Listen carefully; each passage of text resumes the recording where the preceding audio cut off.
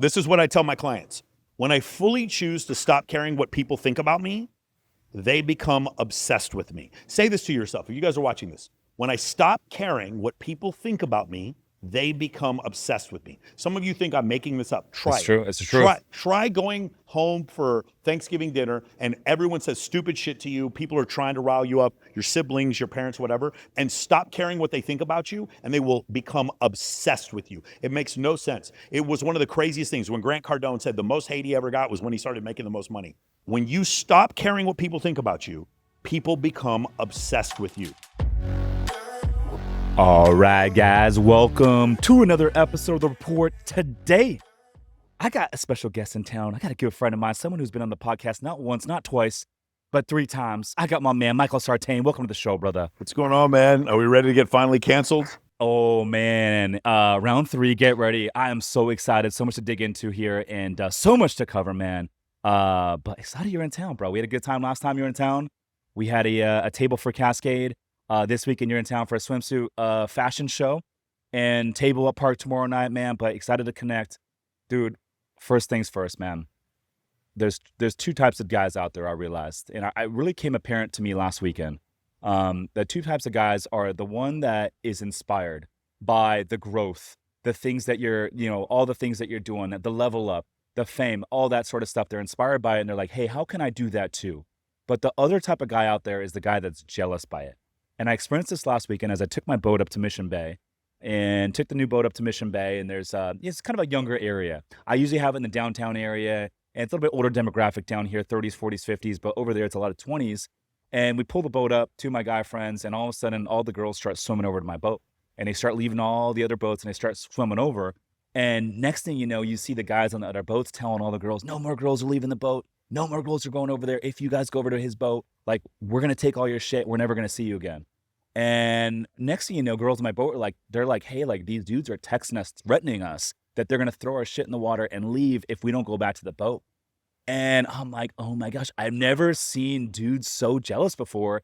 And so I went over there and saw that. And so it got me thinking, I'm like, there's 2 types of guys in the world. There's the guys that are inspired and the guys that are jealous. What are your thoughts on that? Yeah, so I think I try to have empathy for everybody in their position. Like initially, when you probably got a little bit of clout on social media, you started to notice the haters and you're like, yo, I'm just a normal dude. Why are you hating on my life? Why are you hating on my content? And it seems like super unfair. And at first you kind of bow up to it or whatever. And then after a while, once you do it for a while and you start having success, you know what you do for a living creates wealth. You know what you're doing for a living works. You know that your understanding with females works. You and I have had these discussions several times. So then you kind of get, okay, well, where's this criticism coming from? Richard Reeves, who's one of my favorite authors, he's a professor at the Brookings Institute. He goes on Chris Williamson and he says one time, I have to assume that my initial assumption is that everyone comes from a good place initially. So I'm like, okay, why are these guys being so hateful? Like, what is the issue here? And what I realized is one of the most comfortable positions you can have as a man or a woman is to be a victim. If you're a victim, then you always have another person to blame for why your life didn't end up the way that you intended it to. Like flat earth is a great example. Flat earth is nothing but victimhood. It's just like, the reason why I'm fat, broke, whatever, is because of the fact that the Illuminati and the lizard people who live under Antarctica have just made my life extremely hard. And the shitty thing when you have that mentality is like, you basically take all the control of your future out of your hands. It means that you're basically telling yourself you have zero control of your future and the route that you're going to take. I like the opposite approach. It's like, I like taking full responsibility and being like, you know what, like tomorrow and the next day and next year and the next year, that's on me. And whatever the fuck I want to do and make of it, I can do. Well, if you and me were on the boat and we had 40 girls on the boat and then they jumped off and jumped on other people's boats, I would just charge it to the game. I wouldn't be mad at those dudes. I'd be like, yo, did somebody fart on the boat? Like, why did everyone leave the boat? I'm looking at myself internally for like what the issues are. And I was an aviator in the military, right? I was a navigator in a KC-135 Stratotanker. If things go wrong, I can't blame anyone else, especially when we're on a mission. Because if something goes wrong, I can't blame someone. Well, we have to fix a problem or we're going to die. So it's one of these situations where my default reaction is to not be a victim, to take action to fix the problem. And I'll take it a step further. Even if it's not my fault, I like taking responsibility and being like, extreme ownership. Hey guys, that's on me. Yes. I need to get better. That's on me.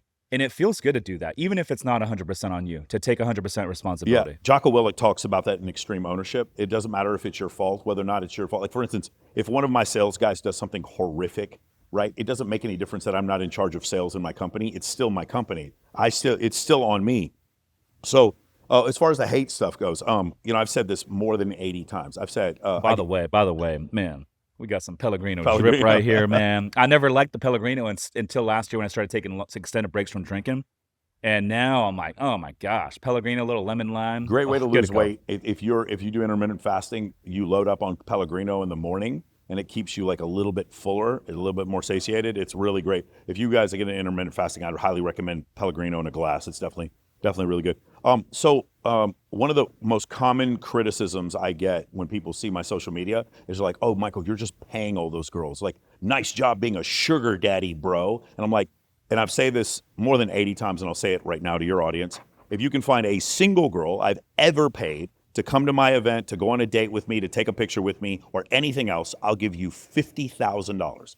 And I say this, and that usually shuts them up. Well, finally, this week, I got to shout this one dude out. He's messaged hundreds of girls I know. So every girl that I take pictures with, they're tagged in my photos. They like the photos. They comment on the photos.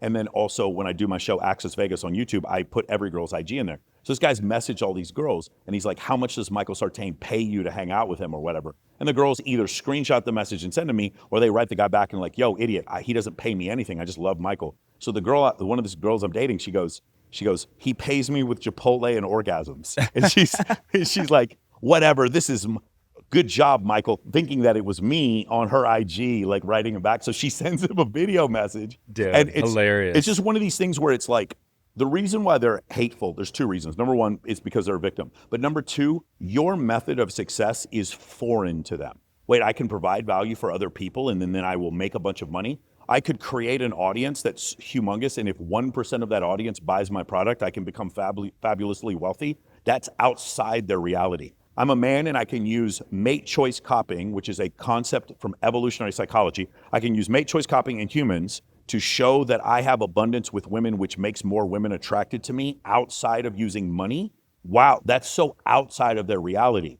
If I show them data from Texas Tech, the Royal Society, Southwest University, Oklahoma State, whatever, that shows very conclusively that men who other women choose, other women find attractive, if I can show that to them, they still don't want to see it. They're like, no, that's outside of my reality. Sugar baby, prostitute. Like, that's the only thing that they can say. Bro, speaking of sugar baby, so almost all the girls told the guys to fuck off, and like literally just told the dudes to fuck off. But three of the girls, one of them was like, hey, like, you got to take us back. Like, one of them's like my boyfriend or whatever.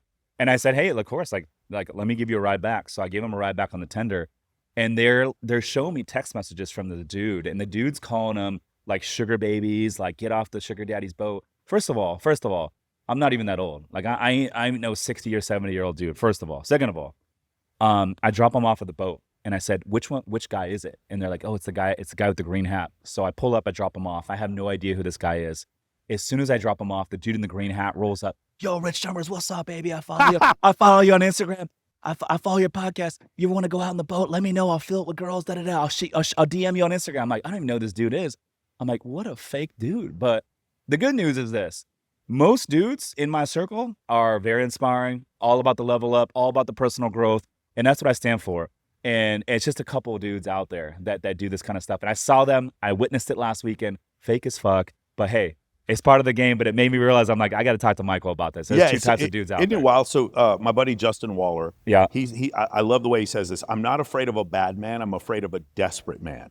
The desperate man is the one who, like, you have a private conversation with him and he goes snitches off to your competitor about something you said. A desperate man is like, you leave town for a while and he goes and hits on your girlfriend. That's what a desperate man does. It's not a bad man, it's a desperate man. And if you live in a victim mentality and you have a complete scarcity when it comes to money or when it comes to women, or you're just an unhappy person or you're out of shape or whatever, so scarcity in any of those positions, then what's going to happen is you're going to act out of desperation. So one of the things I used to do in Vegas, I would have a group of girls come into town, and I would so it's just me, and let's say I have 10 girls, they're from Dallas or whatever. And I go up to, like, say, Excess Nightclub, and I'll go to the host and I'll be like, hey, do you guys have any industry tables or any big spenders you want me to leave these girls there? And I would go and I would leave the girls at the big spenders table, And then I would go up on stage, and Rich, every single time I get these messages, these guys are weird. Come save us. Come save me. What's going on?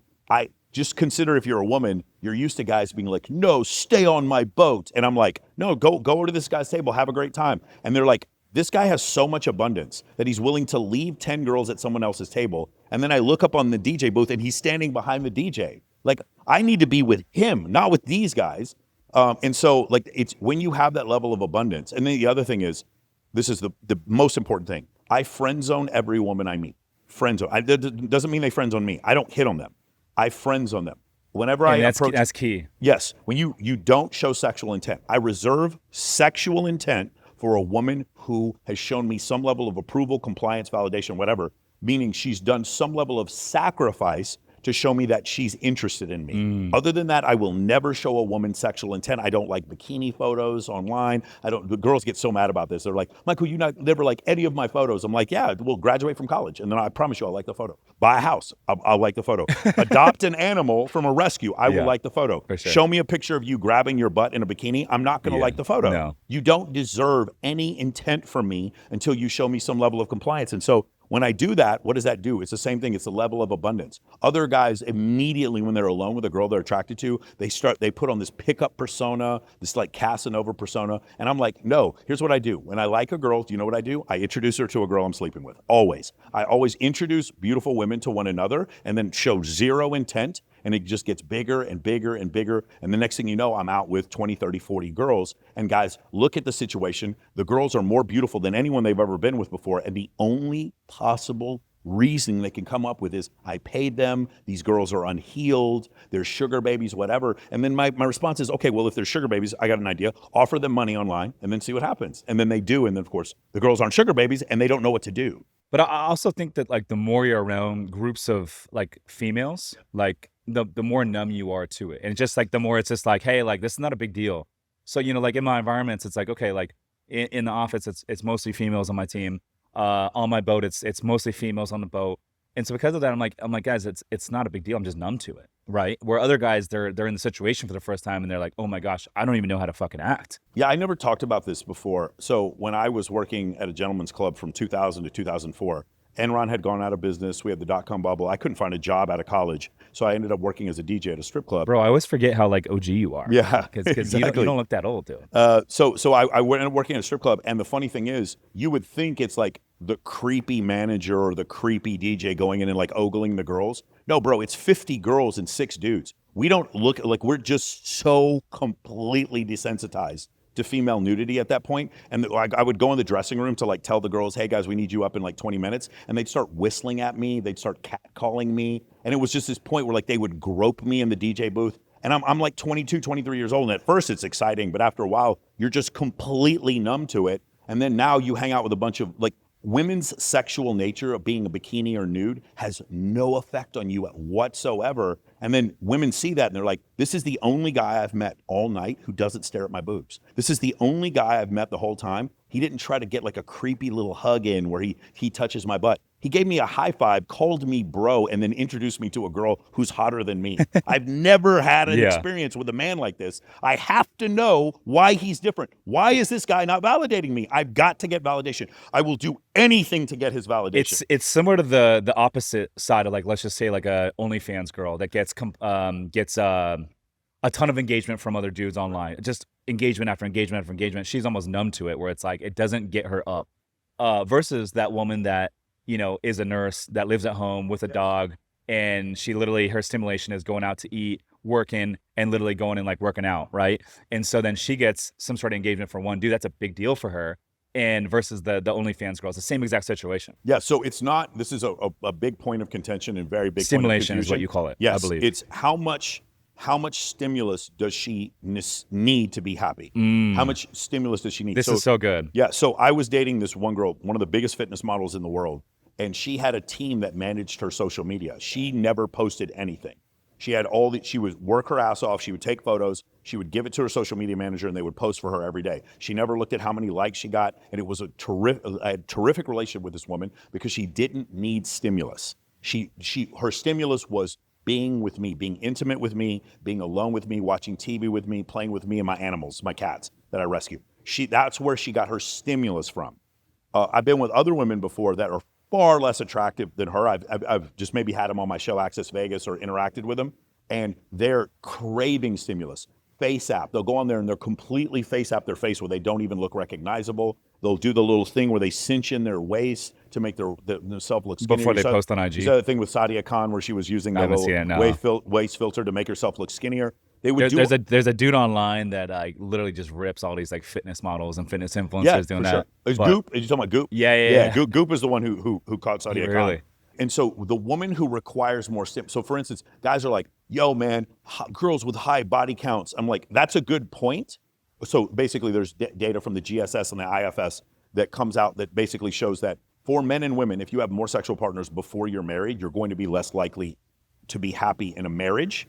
But the effect is twice as strong for women as it is for men. And people hate this because they think it sounds sexist. They think that what I'm saying is men need to sleep with a bunch of women and women don't need to sleep with a bunch of men. I'm not saying that. Do whatever you want. What I am saying, though, is the effect of sleeping with more men seems to hurt women's ability to be happy in a marriage more than it does men. It's almost 2 to 1 what the effect is. Yeah, the lack of marriage satisfaction. You guys can look up the data on this if you want. And is there a certain like threshold? I think I've heard you say like 20 before. 20, yeah, I've heard 20 before. And break that down. You're saying less than 20, what happens? And then north of 20, what happens? There's a particular study, I believe, was done by the Peterson Institute, which showed that a woman that had more than 20 sexual partners had a 17% chance of being happy in a marriage. To be fair, there's a 56% divorce rate. So you really just have a 44% chance of being happy in a marriage to begin with. Actually, you probably should cut that in half because there's a lot of people who stay married who aren't happy. So you have about a 22% chance of being happy in a marriage. So it really is only going from 22 to 17. Yeah. So it's like you have a 17% chance of like being happy in a marriage if you've had 20 partners.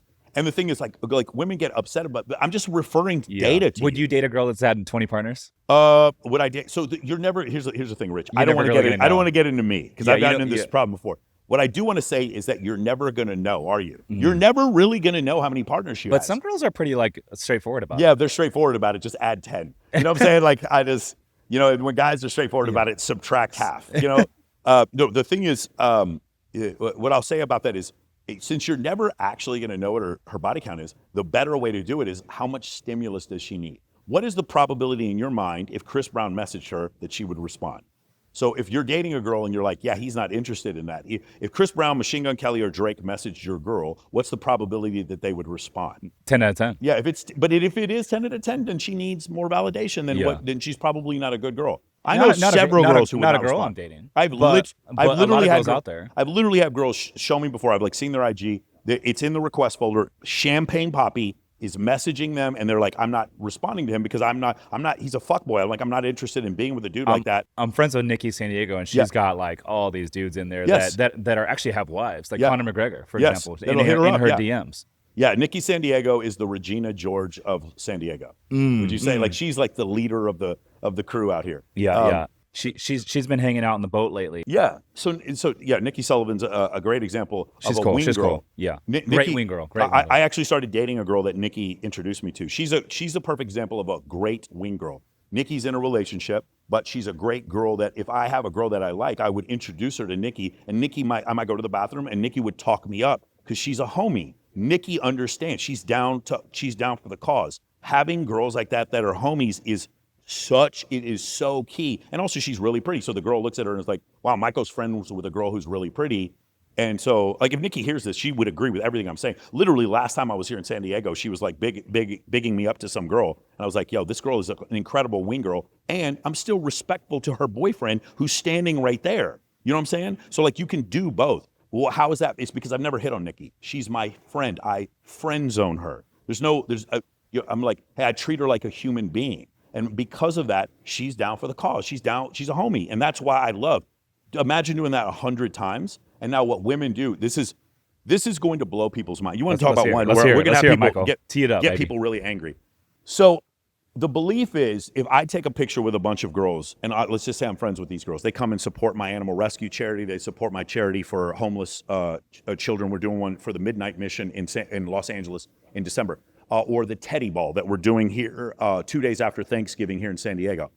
If I have a bunch of girls that come out to this event, they take a picture with me, what guys, really good looking guys and females think is, well, it looks fake because you're not sleeping with those girls and they're not interested in you, blah, blah, blah, whatever. And then there's clear-cut, conclusive data that shows that when you take pictures with attractive women and the women seem happy to be in the photo with you, even if the other women looking at the photo know you're not sleeping with them, they still find you more attractive. And they think you're more generous, more intelligent. There's all these attributes. This data is conclusive. There's been hundreds of studies on this, and people still argue with me about this. And then I'm like, well, then why is it that whenever I take these pictures, you see hundreds of women liking the pictures, including Nikki San Diego? She likes a ton of my photos. Why is that? It's because they enjoy being around men who aren't creepy. What's a great way to know that you're not creepy? You're with surrounded other by girls beautiful all the women. time. Yes. Beautiful women like common being sense. around you, touching Yeah. you.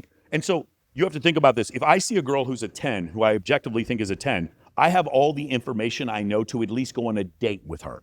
Maybe not to marry her, but to go on a date. Hip to waist ratio, signs of youth, facial symmetry, whatever. I look at these things, and I'm just using these are evolutionary psychology terms. I look at these things, and immediately men can tell that they're attracted to a woman in less than 1/10 of a second. When a woman looks at us, she has imperfect information. She doesn't know micro penis, terrible in bed, can't dance, abusive, stalker. There's a lot of variables. She has no idea. Yeah. But if she sees my two best friends are CJ Sparks and Kindly Myers, She or, has to or assume. published Playboy models, then she has to assume that I don't have those attributes. And so now what's happened is that, that form you fill out when you're for like a rent application or whatever, the form for that for me is now filled out because she's watching what other women do. And here's the craziest part.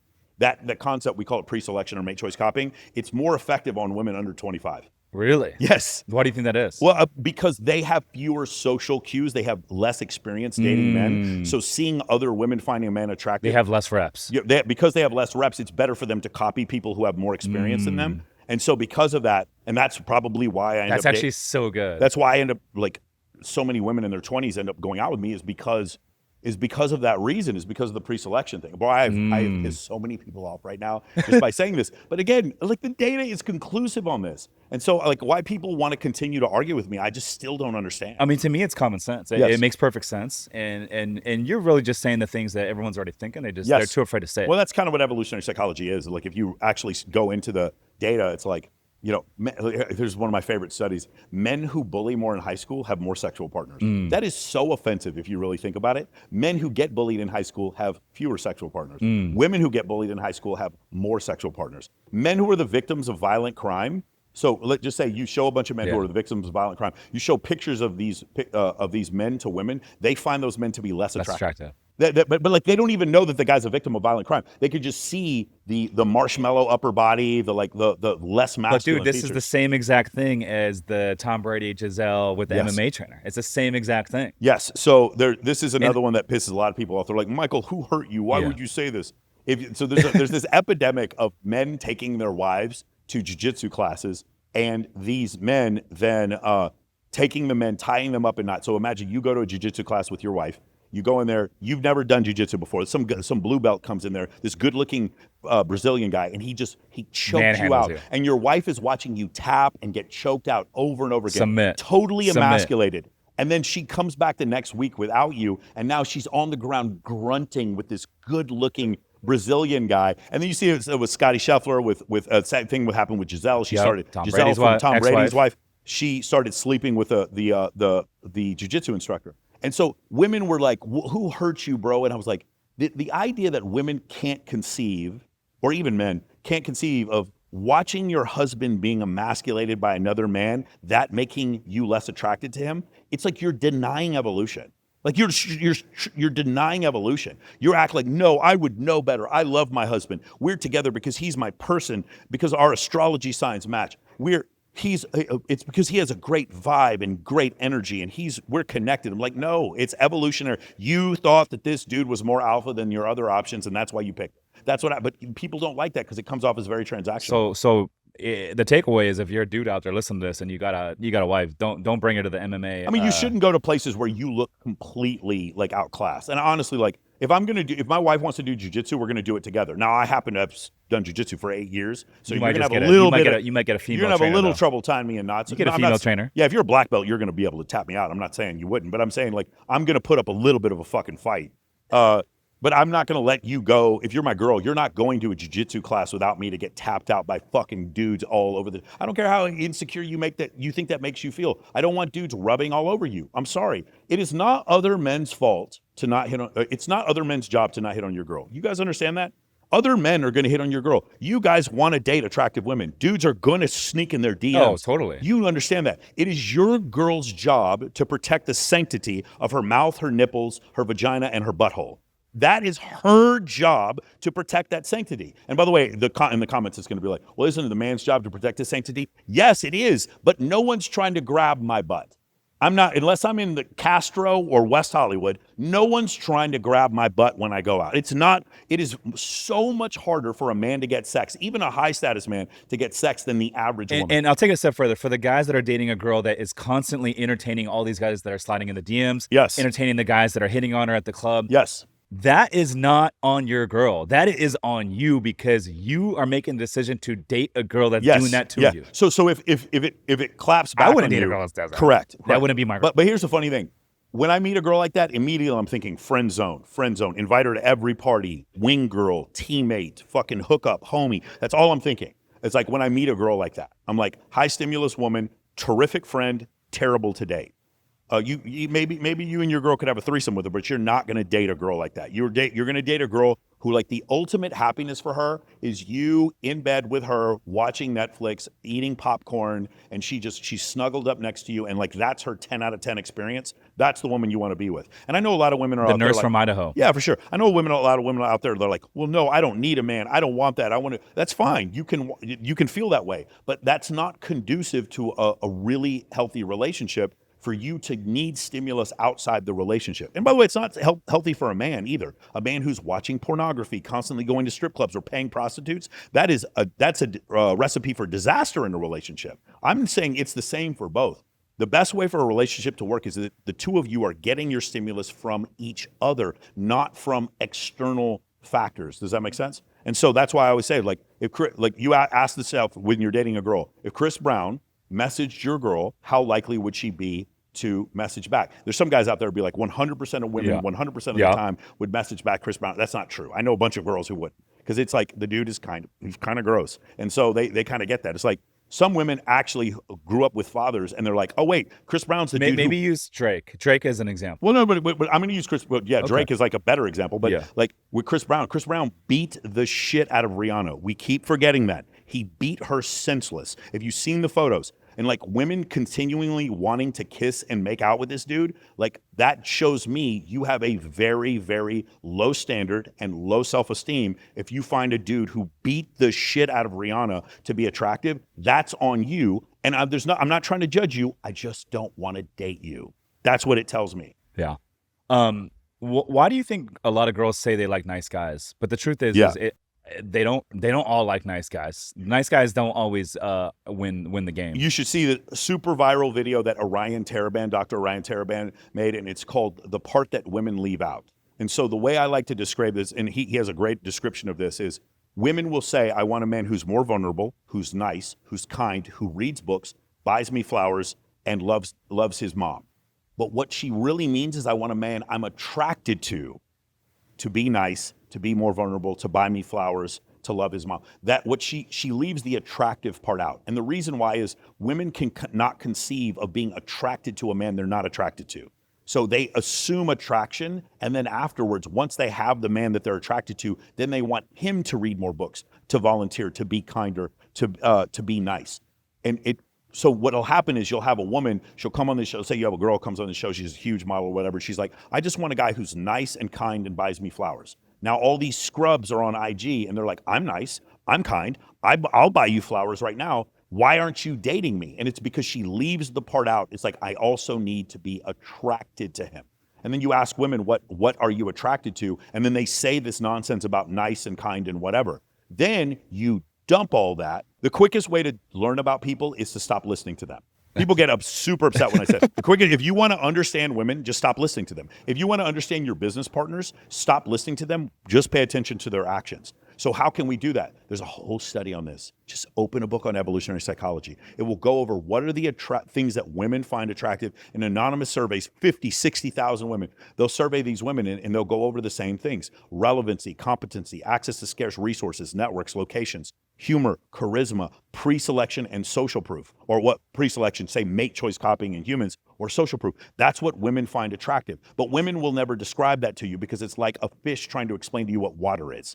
And women are never going to explain to you how men can make them more attractive, because a deer is not going to explain to you how to catch a deer. And it really sucks because, like, the Sadia Khan thing is a great example. You're taking advice from a woman on how to attract women. That doesn't make any sense. Yeah, It's very and difficult. I had a female dating coach that basically coaches men on how to pick up girls, and she's a female. I had her on the show a couple weeks ago, and I was ripping on some stuff, and she was pulling back a little Yeah, bit. it's hard. It's very difficult. Like, there are, like, Kezia Noble absolutely knows what she's talking about. There are female dating They know what they're coaches talking about. that Yeah. know what they're talking about, but they say things that are horribly offensive to women when they hear it, because women don't like this idea that you could, like, for instance, dude, women are attracted to narcissists. They just are. And women are like, no, those are unhealed women. Stop it. Ladies, stop saying those are unhealed women. Those are just women. All of you dated a dude who was an asshole at some point in your life. Stop lying. Stop saying it's unhealed women. It's not.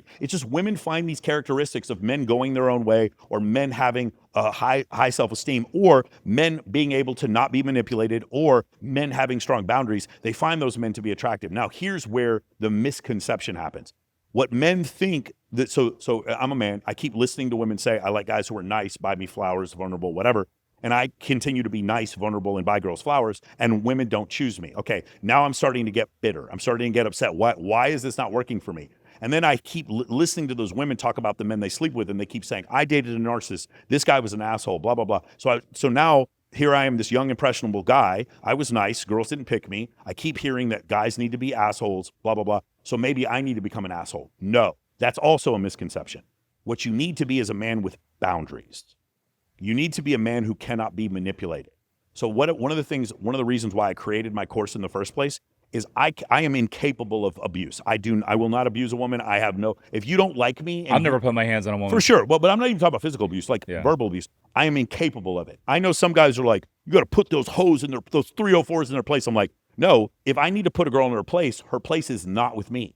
Her place is me buying her a bus ticket back to where she came from. Oh, yeah. That's her place. I've done that before. For sure. I was out in Catalina on my boat last Yeah. year, and this is before I started dating my ex. But go out there with her, and Catalina, you go out there. There's about 300 other boats. Nice little island. It was the beginning last summer in 2024, and we're going out to eat. And this is like middle of the trip, and one of my buddies out there with a group of his friends, and she starts mouthing off to some of the girls at the Yeah. dinner table. Yeah. That's a hard no for me. And these are like my friends, right? I went to college with some of these girls. They're like super cool, and they're like heated. They're like getting after this girl. And so I told my buddy Dave, I said, Dave, my apologies. This is on me. I'm gonna take her back to my boat, and I'll come back out later. That's on me. I apologize for bringing her to dinner. So I take her back to the boat. We're getting onto the tender, and she's like, this girl's wasted. She's had way too many drinks. She's in high heels. Slips getting on the tender, goes completely into the tank. And I'm like, oh my gosh, pull her back up. And I already knew right then and there, I'm like, I'm sending this girl home. But I'm just not going to tell her until the morning. So I take her back to the boat. She showers, cleans up. First thing in the morning, she wakes up. I said her name. I'm not going to say her name. The first thing, she wakes up in the morning, and I said, hey, there's no hard feelings. I had a great time with you. Yes. But what happened last night is unacceptable. Unacceptable. I got you a ferry ride home on the next ferry. Pack up your bags. We're going to go to shore. We'll get some coffee, and we'll walk to the ferry. There's no hard feelings. Dropped her off.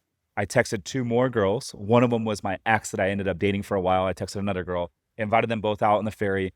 One was like, hey, the one I actually wanted to come out was like, I want to come, but I got to move some stuff around my schedule. I'll let you know later. The other one was the girl that I actually ended up dating. She ended up coming out, and next thing you know, we ended up dating for, a year and some change. Yeah. We just split up, and now I'm back in the game. But to your point, you gotta put the boundaries up, and your way of, basically zoning these girls out is just saying no. That's it.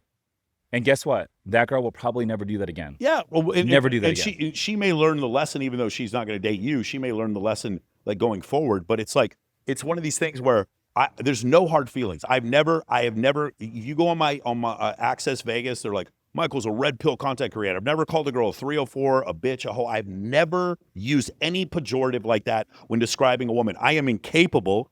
Like, I remember the first time there was a girl, I thought she was the prettiest girl I'd ever seen in Las Vegas. She ends up dating a male stripper, moving to Australia with this dude, having a baby with him. While she's delivering the baby, he's out cheating on her with some other girl, comes back to the States. We're at a restaurant one time and she's crying. She's like, I can't believe he cheated on me. And I'm looking at her, I'm like, you dated a male stripper and you can't believe he cheated on you? And I remember there's the first time I was absolutely turned off by a woman accepting that level of abuse in her life.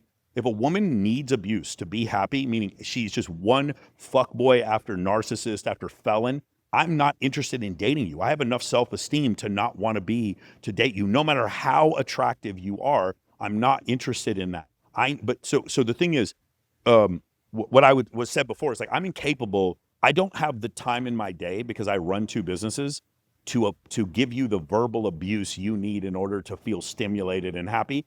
So I'm not going to date you. So what'll happen is, I wanted to create a program where guys could still be nice guys, good guys, support charities, still love their girlfriend, buy their girlfriend flowers, be a gentleman, but still be attractive to those women. But still be attractive to women. So how was I able to do it? I was able to do it with relevancy, competency, access to scarce resources, networks, locations, charisma, humor, pre-selection, and social. Okay, I want to break those down. Yeah. Okay. So you said this earlier.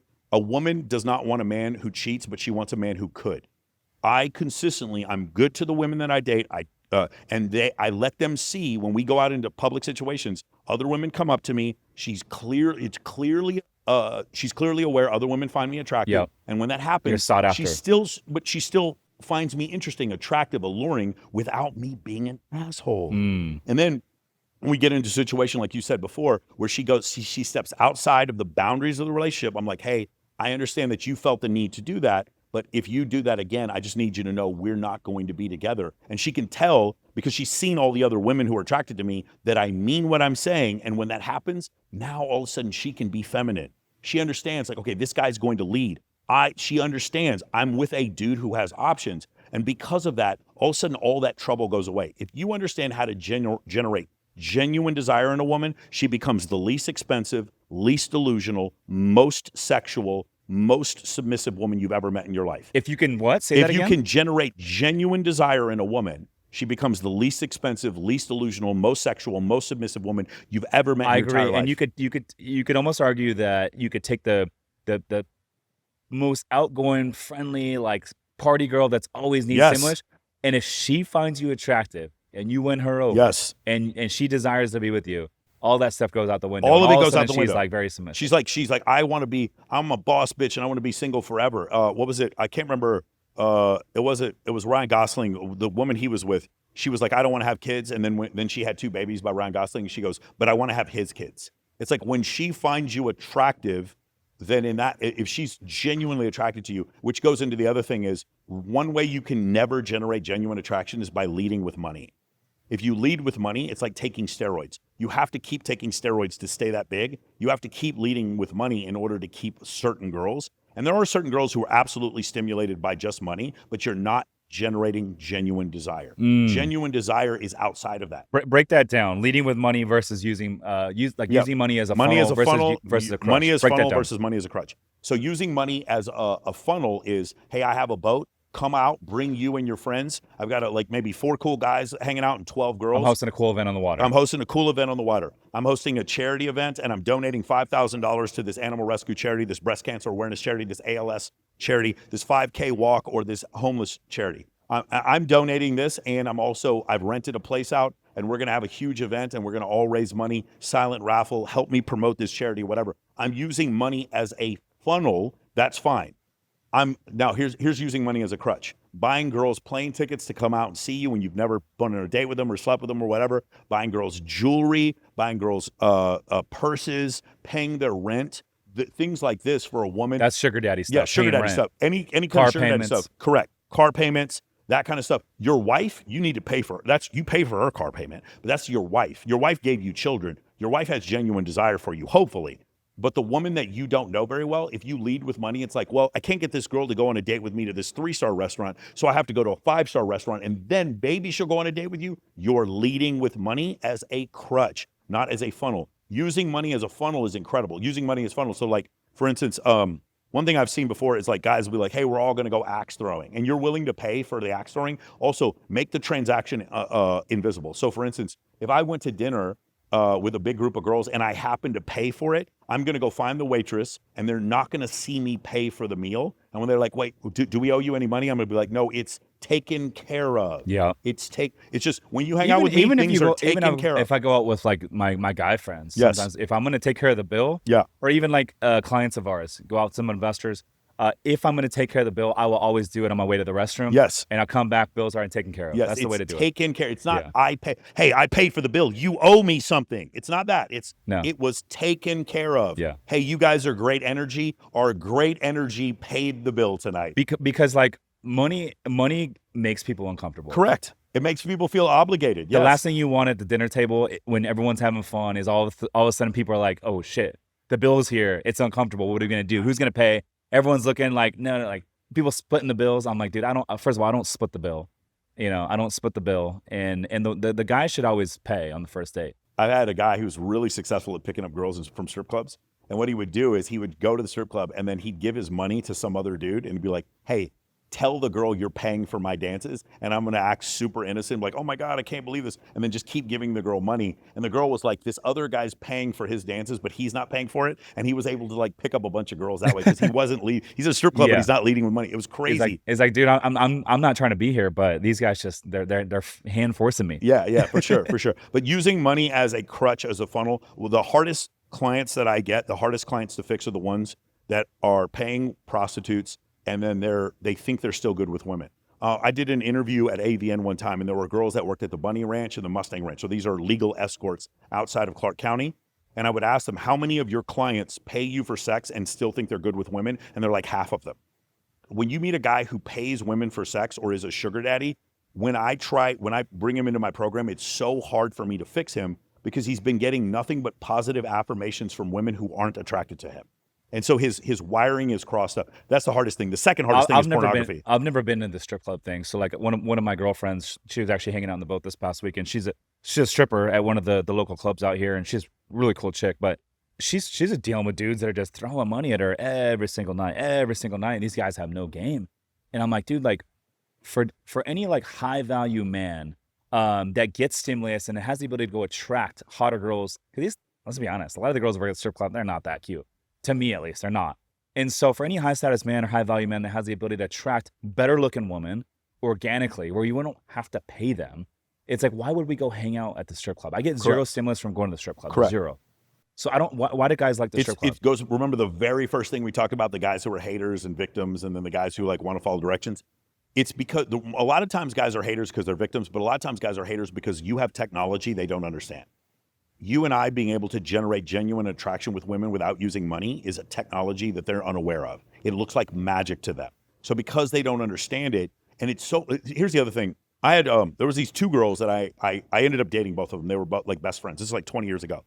One of them was a tall blonde with huge boobs, green eyes, and curly blonde hair. And the other one was a shorter Korean girl with pitch black hair and brown eyes. And they were both 10s. But who did everyone notice first? The first one. The tall blonde with big boobs and blonde hair. So in this analogy, even though they were both beautiful, the shorter girl with black hair, you just noticed her secondly. But when I noticed her, I was like, God damn, this girl's gorgeous. But I didn't see it at first because everyone saw the tall blonde with the green eyes. And why is that? So it's the same thing. It's like in this analogy, the tall blonde is the rich, tall, good-looking guy with money who gets chicks. And so if I'm looking at it, if I'm a man and I'm looking from the outside looking in, all I see is the better looking, richer guy get the girl that I want, instead of seeing, so game, like actual game, generating desire with women without using money, it's invisible, bro. And it doesn't have any weight to it. Like, it's impossible for me to describe. If you guys saw me have a really successful interaction with a girl in a nightclub, it would look so boring. You'd be like, what was that? But you're doing it without even thinking about it. Correct. And that's well, the yeah, difference. it's repetition, yeah. But like, but you can't see it, Rich. You can't see me do it. Like you can see the end result when I'm with the girl, but like you can't see how I generated attraction without using money. It's foreign to you. But what do you see all the time? You see the guy with money get the girl. That's the big titty blonde. Yeah. But what the actual having game is the shorter Korean girl, like because it's invisible to those guys because they can't see it, and because they can't see it, they don't believe it's real, and so that they're haters towards it. And so now, what happens with a guy who spends his entire 20s grinding? He learns SEO, he learns how to write sales copy, he learns how to build a funnel. All he does, stay in his house grinding 60 hours a week, and then all of a sudden now he's wealthy and doesn't know fuck all about women. And so now, what is he? He's a target. When you don't and understand, he's finally in a position to where Correct. he's ready to date Yes, someone yes. and bring a female. When in his you're a life. man and you only Yeah. understand money and you don't understand women, you become a financial target. You don't have bad game, you have negative game. Ooh. Good women, because you don't understand anything else. Because you worship at the altar of money, you assume all women do as well. And so now you think that's the only way to really attract women. And so now you get into a really messed up situation where it's like, okay, I want to date this really pretty girl. Okay, what does general dating, like matchmakers are the worst, bro.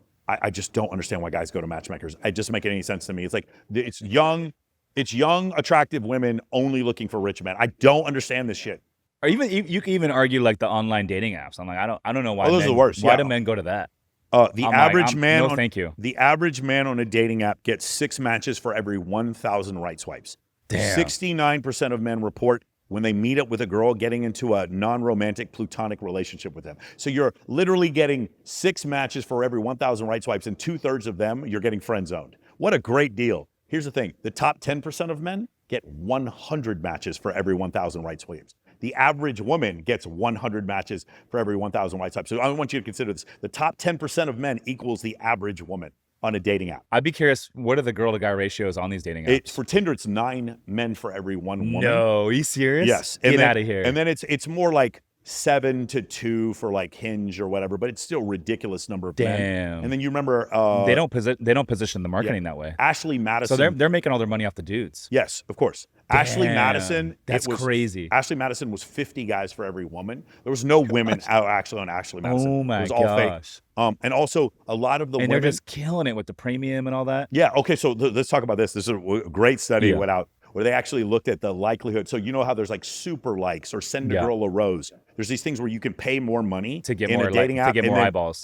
But you send a girl a super like. Yeah. Do you understand that the likelihood of you getting a match normally was 2%? If you send a super like, it's 1%. You actually cut your likelihood of Why getting is a that? match in half because you look desperate as shit. You said this guy sent me a rose and a super like. I mean, like Chad Thundercock over here. He just right swipes. He doesn't write anything in his bio, and she just likes his shit. But this other guy is like sending a super rose, super like whatever. Like you just look desperate. So you're paying money to dating apps to look worse to women. And not only that, but it's like if you're doing the online dating stuff, I mean, it's a second full-time job, and the time commitment where you can reallocate that time into working on yourself. Oh my God. Building your own shit, building your own stuff, and leveling up in the freaking game. That's what's going to attract the female. So on a scale of 1 to 10. Come on, bro. A scale of 1 to 10. Come on. 0 being not talking to women at all. Okay. And 10 being like you have a massive social circle where you do nothing and women just come to your place all the time and women are just like competing for your attention. Dating apps are a -3. Like they're actually worse than not talking to women because there's 4 types of women you meet on dating apps. You meet mentally ill women. There's a lot of them. There's a lot of really hot girls who have like borderline personality disorder and can't maintain a relationship or a job. You meet women who are trying to get you to go down their sex funnel, so their OnlyFans funnel or Sex Panther or whatever. Yeah. How many do you think? What percentage of females on these apps have an OnlyFans? The ones that get the most right swipes, I'd say 50% of them, more than that. The third type of woman is just outright prostitution. And then the fourth type of woman is a good woman, but she has 4 kids, she's been divorced, and she's in her 40s. Those are the 4 types of women that you're going to meet on these dating apps. Guys, I just don't understand. I've done video after video. I'm going to do one tonight when we do the bikini fashion show. I'm going to interview all the girls. How'd you meet the last 5 guys that you dated? And have you ever met a guy on a dating app? Attractive young women don't need dating apps. There's no such thing as an attractive young woman actually looking for men on dating apps. And I'll take it a step further. Any high value, high status man also does not need dating apps. Correct. He doesn't need dating apps, but if you're a good looking dude and you're high status, you can get on dating apps, you will get a lot of matches. But with those four types With of girls that are 3 levels yeah, down. so it's going to be that like are not super hot with girls that mental have disorder. no business talking to you. Yeah, mental disorders, stuff like that. Like borderline personality disorder, I think it's like 5.9% of the female population has that, and that's a seriously big problem for guys. And about 40% of So if you're women, a dude listening to this podcast right now, and you're on a dating app, do yourself a favor, delete it, and go reallocate that time towards yourself. Invest in yourself, level up, and learn the freaking game. Reallocate your time to the number one dating app in the world, which is Instagram. It's undoubtedly Instagram. This is another part that really irks people the wrong way. I'm a retired U.S. military officer. Do you think I want to be on Snapchat? Fuck no. Do you think I want to use all these filters on Instagram and post story? I don't want to do this. Why do I do it? Because I'm a whore to what works. If you are, let's say you are a cold approach pickup artist and your game is 10 out of 10. You go out you pick up girls at clubs all the time. It's amazing. Well, the problem is hot girls aren't going to clubs anymore. They aren't. They just aren't. Nightclubs are shutting down. 5 a week are shutting down in London. The nightlife scene in Los Angeles is completely In gone. Vegas, it's not what it once was. It's not what it once was, but it's still better than any other city in the country. Maybe Miami would be second. But like hot girls are generally just not going to clubs, or if they are, they're not in places where you can approach them. So you're 10 out of 10 cold approach pickup artists. There's maybe, anywhere between 20 and 50 girls you can see. I'm half as good as you. I'm 50% as good as you, but I'm on social media. My social media is still 100,000 times more scalable than your cold approach. So my bad social media is better than you good in real life. And it's just math. What kind of lever does a good social media do for a dude? What does it do for a dude? A good social media presence for infinite a dude. dates, infinite attraction. Like you potentially. So the way you fix your social media, we have 3 types of photos we show, which is the lifestyle photo, you in front of something cool, the boat, the Grand Canyon, the Burj Khalifa, the Eiffel Tower, whatever. The Burj Khalifa, I'm a thought. So I can't, don't say that out loud, bro. You will never be allowed in Dubai. No, I love, Dubai is an unbelievable place, but like for women to go there single, like it's not a good sign. So it's not, ladies, by the way, if you're watching this right now and you have pictures of yourself by yourself in Ibiza, Dubai, Burning Man, Art Basel, any of those places, and you're by yourself, please, if you have any intention of ever getting married to any kind of high status man, take those photos down immediately.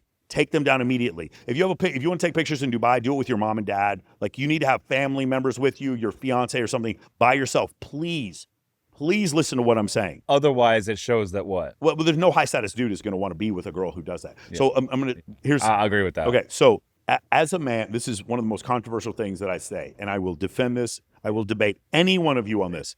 As a man, my sexual market value is defined by the number of attractive women that will have sex with me.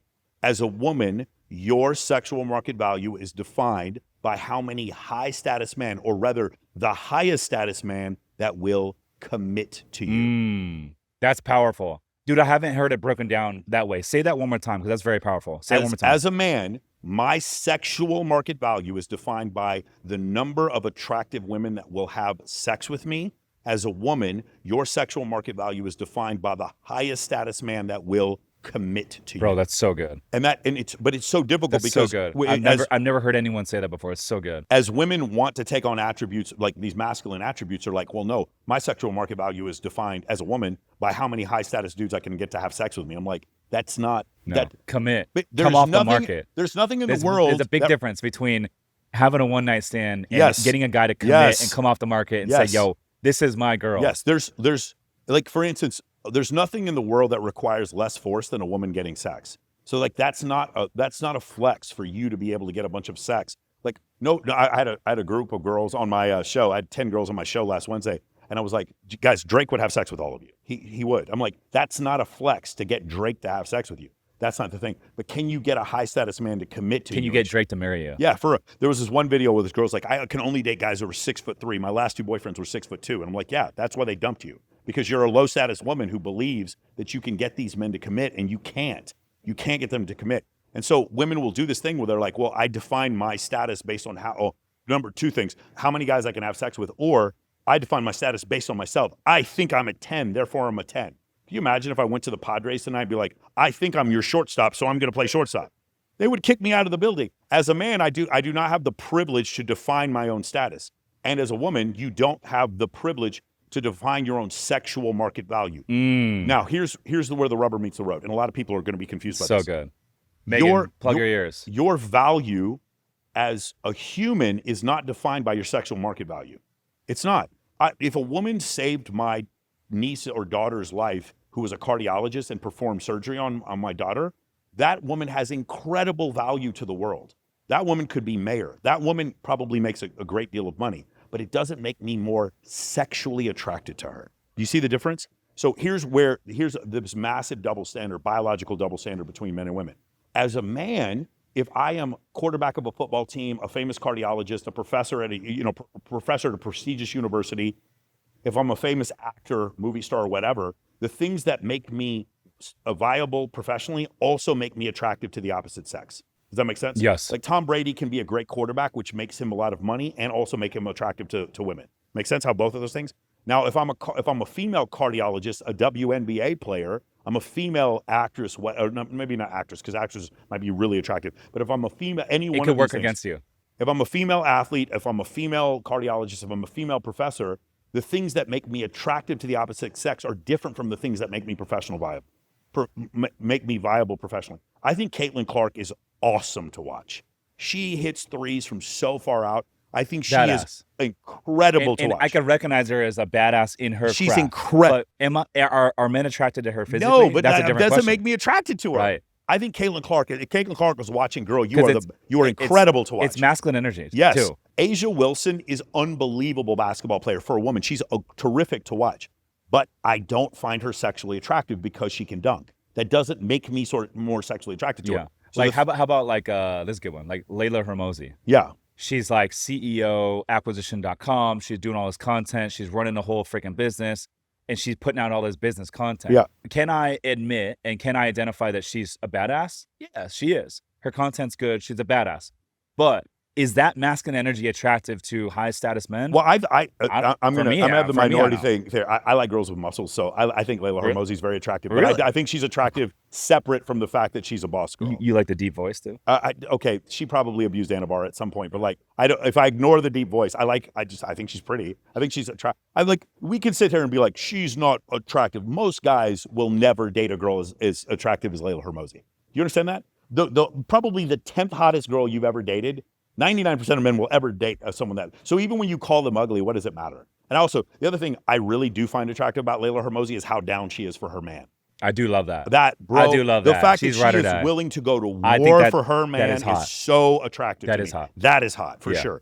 The fact that she's running ads for her man, she supports her man. I just figure if like I'm Alex Hermosi and I'm like, yo, man, I don't feel like going to work today. Layla's like, get up, you bitch. It's time to work. That is attractive to me, for sure. Hey guys, if you're looking to get into real estate investing, but you're like, hey, I don't have the time, but you want to participate in the passive income, the tax benefits, and the wealth building, my company, Summers Capital, partners with limited partners, people like yourself, and we go out and buy boutique hotels. We have a fund where we currently own 5 hotels, and we currently have a wait list for investors to participate with us. If you want to learn more to see if this is a fit for you, you can go to summerscapital.com/invest to inquire and get on our wait list and be notified next time we have an opportunity. Again, summerscapital.com/invest. Now back to the show. Yeah.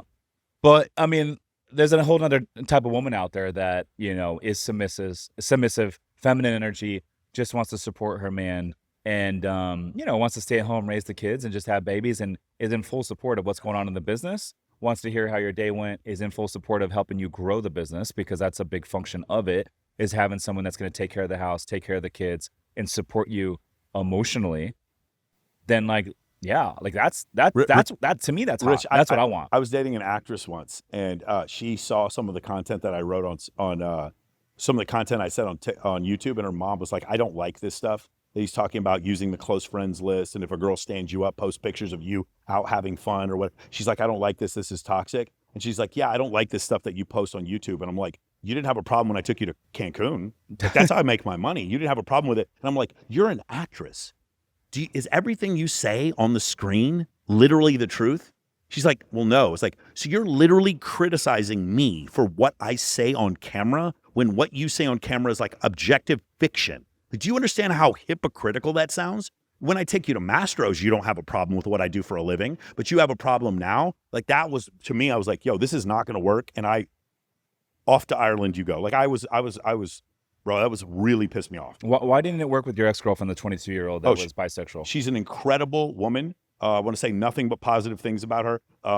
We came to an agreement where she really didn't like being in Las Vegas. There was a lot of stimulus. Everywhere we'd go out, there'd be pretty girls that would come up and talk to me. And she just wasn't happy. And I helped her move back to Houston. We talk on a regular basis. We're definitely very good friends.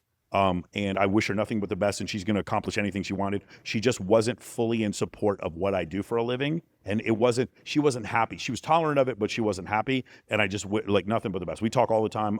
But it just wasn't working out the way things were. The way it should. Yes. Yeah. And how long did you guys date? A year and 10 months. And so, for you, obviously you're growing your brand.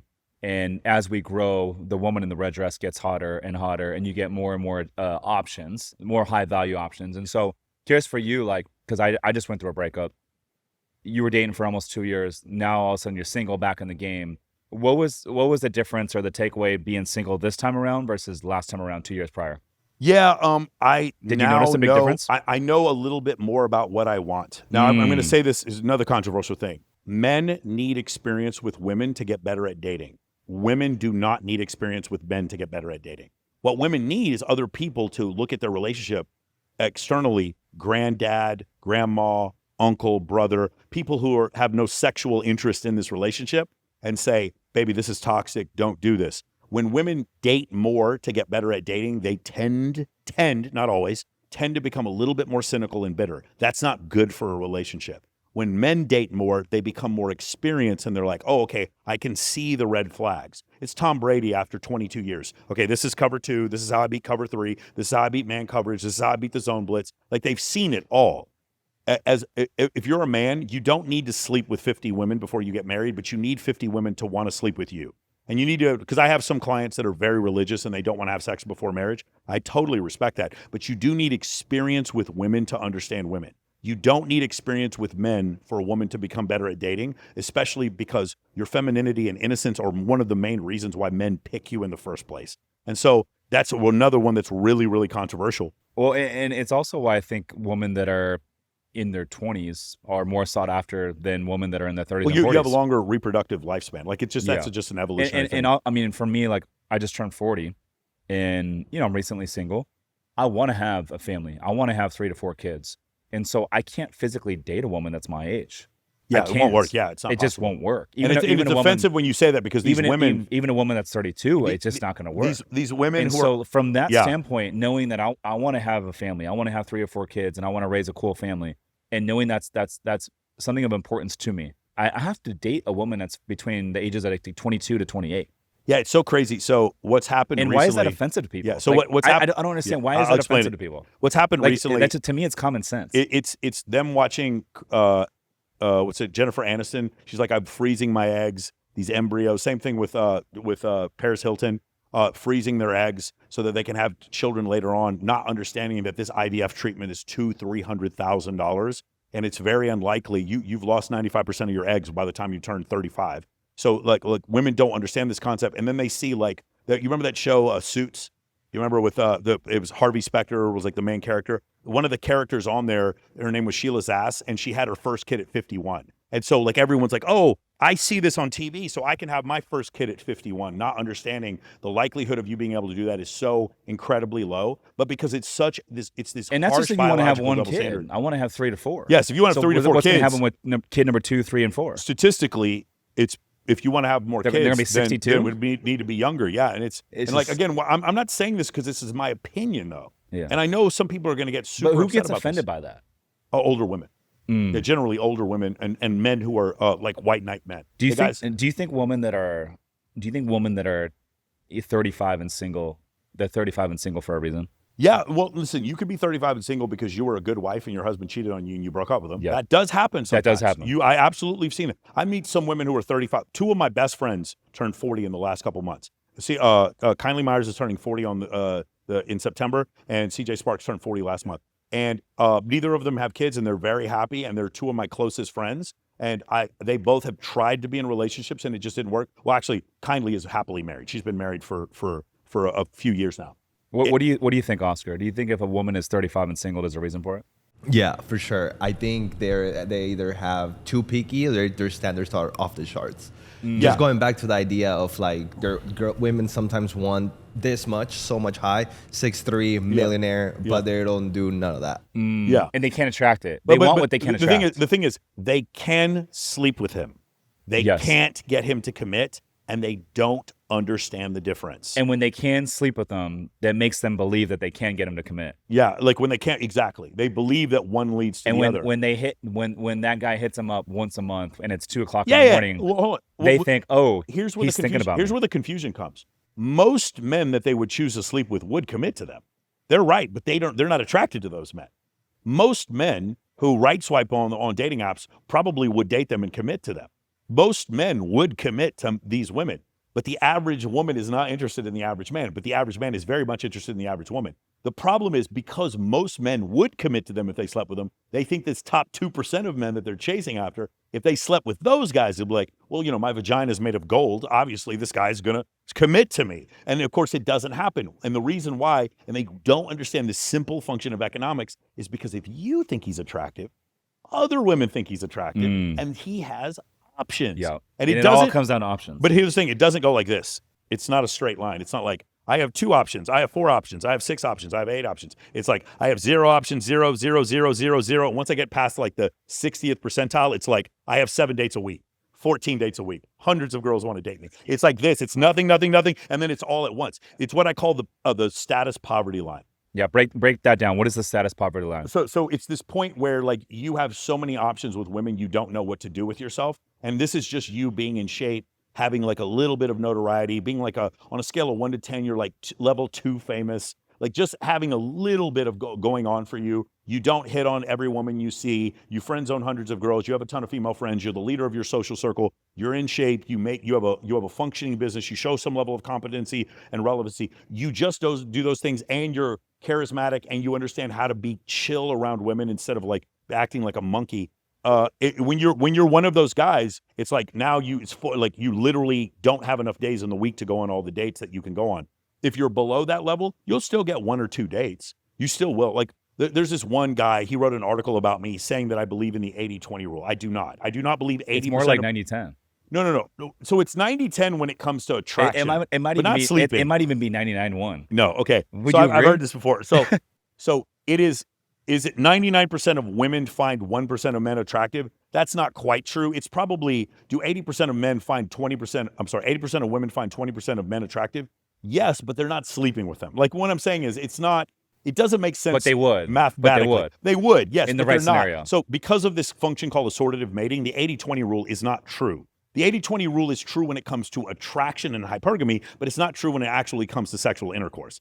So, but what is happening is there is another way to look at it is there's a bottom third of men who are getting almost no sex. Maybe a bottom quarter who's getting no sex, and a bottom third that are getting maybe 1 or 2 sexual partners every 2 years, and they're still super frustrated when it comes to women. Okay, so I think that's pretty legitimate. Mack and Murphy says the bottom third of men do not get to contend in short-term dating whatsoever, right? They have to wait till the woman's 30 and then hopefully get to marry her. Say that one more time. 1/3 of men do not have the option for short-term dating. Yeah, so about the bottom third of men do not have any options. They'll never have a one-night stand. Correct. They might get married, but they're going to get married to a woman who's like had her wild moments, had her fun, and then when she's 30, she's like ready to settle down. Sheryl Sandberg has this great quote. I think it really illustrates what women believe. Is like she says, in the beginning, date all the bad boys. Date the fun ones, the sexy ones. Date the ones that are troubled. Get it out of your system. You get it out of your system. But when you're older, you'll date the guy who like thinks it's sexy to take out the trash. And I'm like, I'm supposed to wait, Sheryl Sandberg? I'm supposed to wait till you're done having all your fun in your 20s? I'm supposed to sit there and wait? Fuck that. I'm not waiting. I'm not going to wait. When you're in your fun period, everything, I'm going to say this right now. Anything you would do if you were out with Drake, you're going to do with me. And if you aren't, then you're not going to be my girlfriend. Whatever superstar treatment you give to the highest status, most attractive girl, or most attractive man, I'm getting that. And it's fine if you don't want to give it to me. You're just not going to be my girlfriend. I'm only going to be with someone who has genuine desire for me. As men, we have so little self-esteem. Men act like they're worthless. You don't believe me? OnlyFans made $6.6 billion in revenue. Men feel like they're worthless. Who was the top girl recently that Sophie earned like Raines. fucking like Sophie LeBron, Raines made $84 million in 2 more years. than LeBron James? No, she was just less than LeBron. She made $55 million in a year. LeBron On made like OnlyFans. 56. Yes. When you go on a first date, do you expect the woman to sleep with you on the first date? So there's nothing wrong with a woman not sleeping with a guy on the first date. That's normal. If I have a daughter, I would expect her to not sleep with a guy on a first date. But there's nothing wrong with a woman sleeping with me on the first date, because a woman sleeping with me on the first date, that just means she has good taste. I'm not like other dudes. I hate to say it, and I don't mean to be arrogant, but I'm not like other dudes. I would expect a woman who's never slept with a guy on a first date to sleep with me on the first date, because I know what I'm doing. I'm not trying to.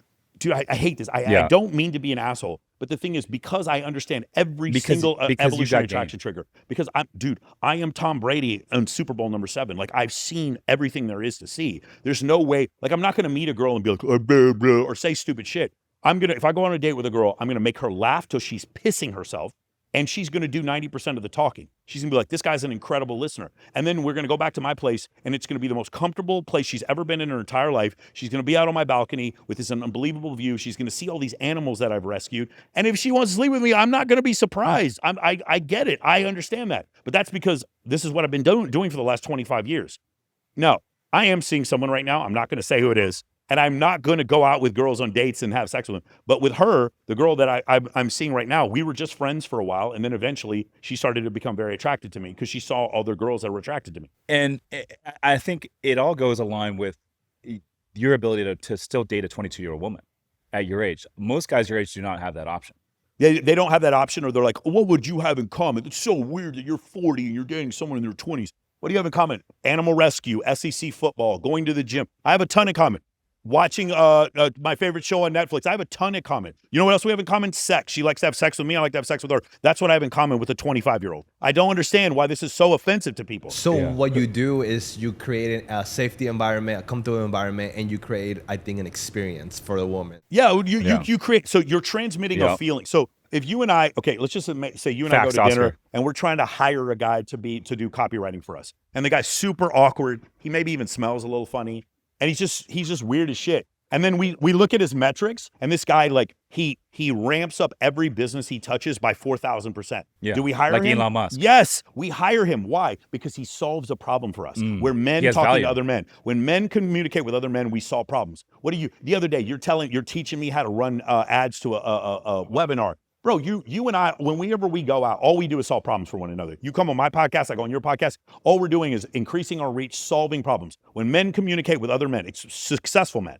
All we do is solve problems. If you had dinner with me, Dan Fleischman, Ty Lopez, Owen Cook, Justin Waller, if we had a bunch of Patrick Bet-David, we're all sitting there at dinner together. Bill Walsh, Jeremy Miner, Cole Gordon. We're all at dinner together. It's like 16 of us. The conversation is solve problems. All we're doing is talking about leveling up. No, leveling up, sales funnel, fixing sales team. All we're doing is solving problems. And when the check comes, what happens? We're beating the shit out of each other to pay the bill. We're racing to pay the bill. No, there is no way. Like, if you go to dinner with Dan Fleischman, he would never dream of letting you pay. Like, that's one of the things. And I've tricked him before. One time I had to go trick Justin Waller. I distracted him by having a conversation with my date so I could run and go pay the bill before he came back and pay. He was like shocked. He was like, nobody's ever done that. And on the flip side, when you go to dinner with 7 broke dudes, everyone's pointing at each other. Everyone's pointing at waiting who's to going to pay split the up the bill? I'm always who's going to take care of it? I always know it gets I'm gonna awkward. take It the gets bill. uncomfortable. Of course.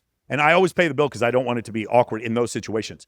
But that's how you know you're at the right table. But my point is, when I'm communicating with men or successful women also, I'm solving a problem. When I'm communicating with women, I'm projecting a feeling. It's very different. If all you do is when you talk to women, try to solve problems for them, they're not going to find you attractive.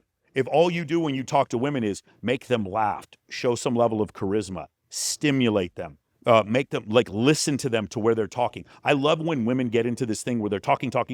They start to glow like an ember because they feel they can express themselves. They're having all these feelings, and they become invested in you and find you attractive. If I understand these concepts with women, I understand the problem-solving mechanics that I use to communicate with men are not the ones that I use to communicate with women. What I just described to you is why so many of my clients who are hyper-successful financially are terrible with women.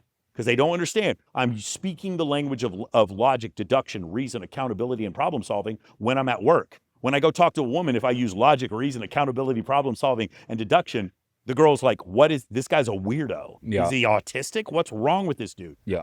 But if I go out on a date with a girl and she finds me abhorrent, not physically attractive whatsoever, and I make her laugh for 90 minutes, she's going to want to go out with me again. Sorry, that's just the truth. What do you think the reason is that a lot of these guys that are growing their businesses, they become doctors or attorneys, maybe they're high income earners, but then all of a sudden when it comes to game, they got no game? Like what's the difference between a guy that has no game and what makes a guy that actually has game? Because for me, I don't really think about it, right? It's just like, I don't think about it. When I go out with girls, I don't think about what I'm doing.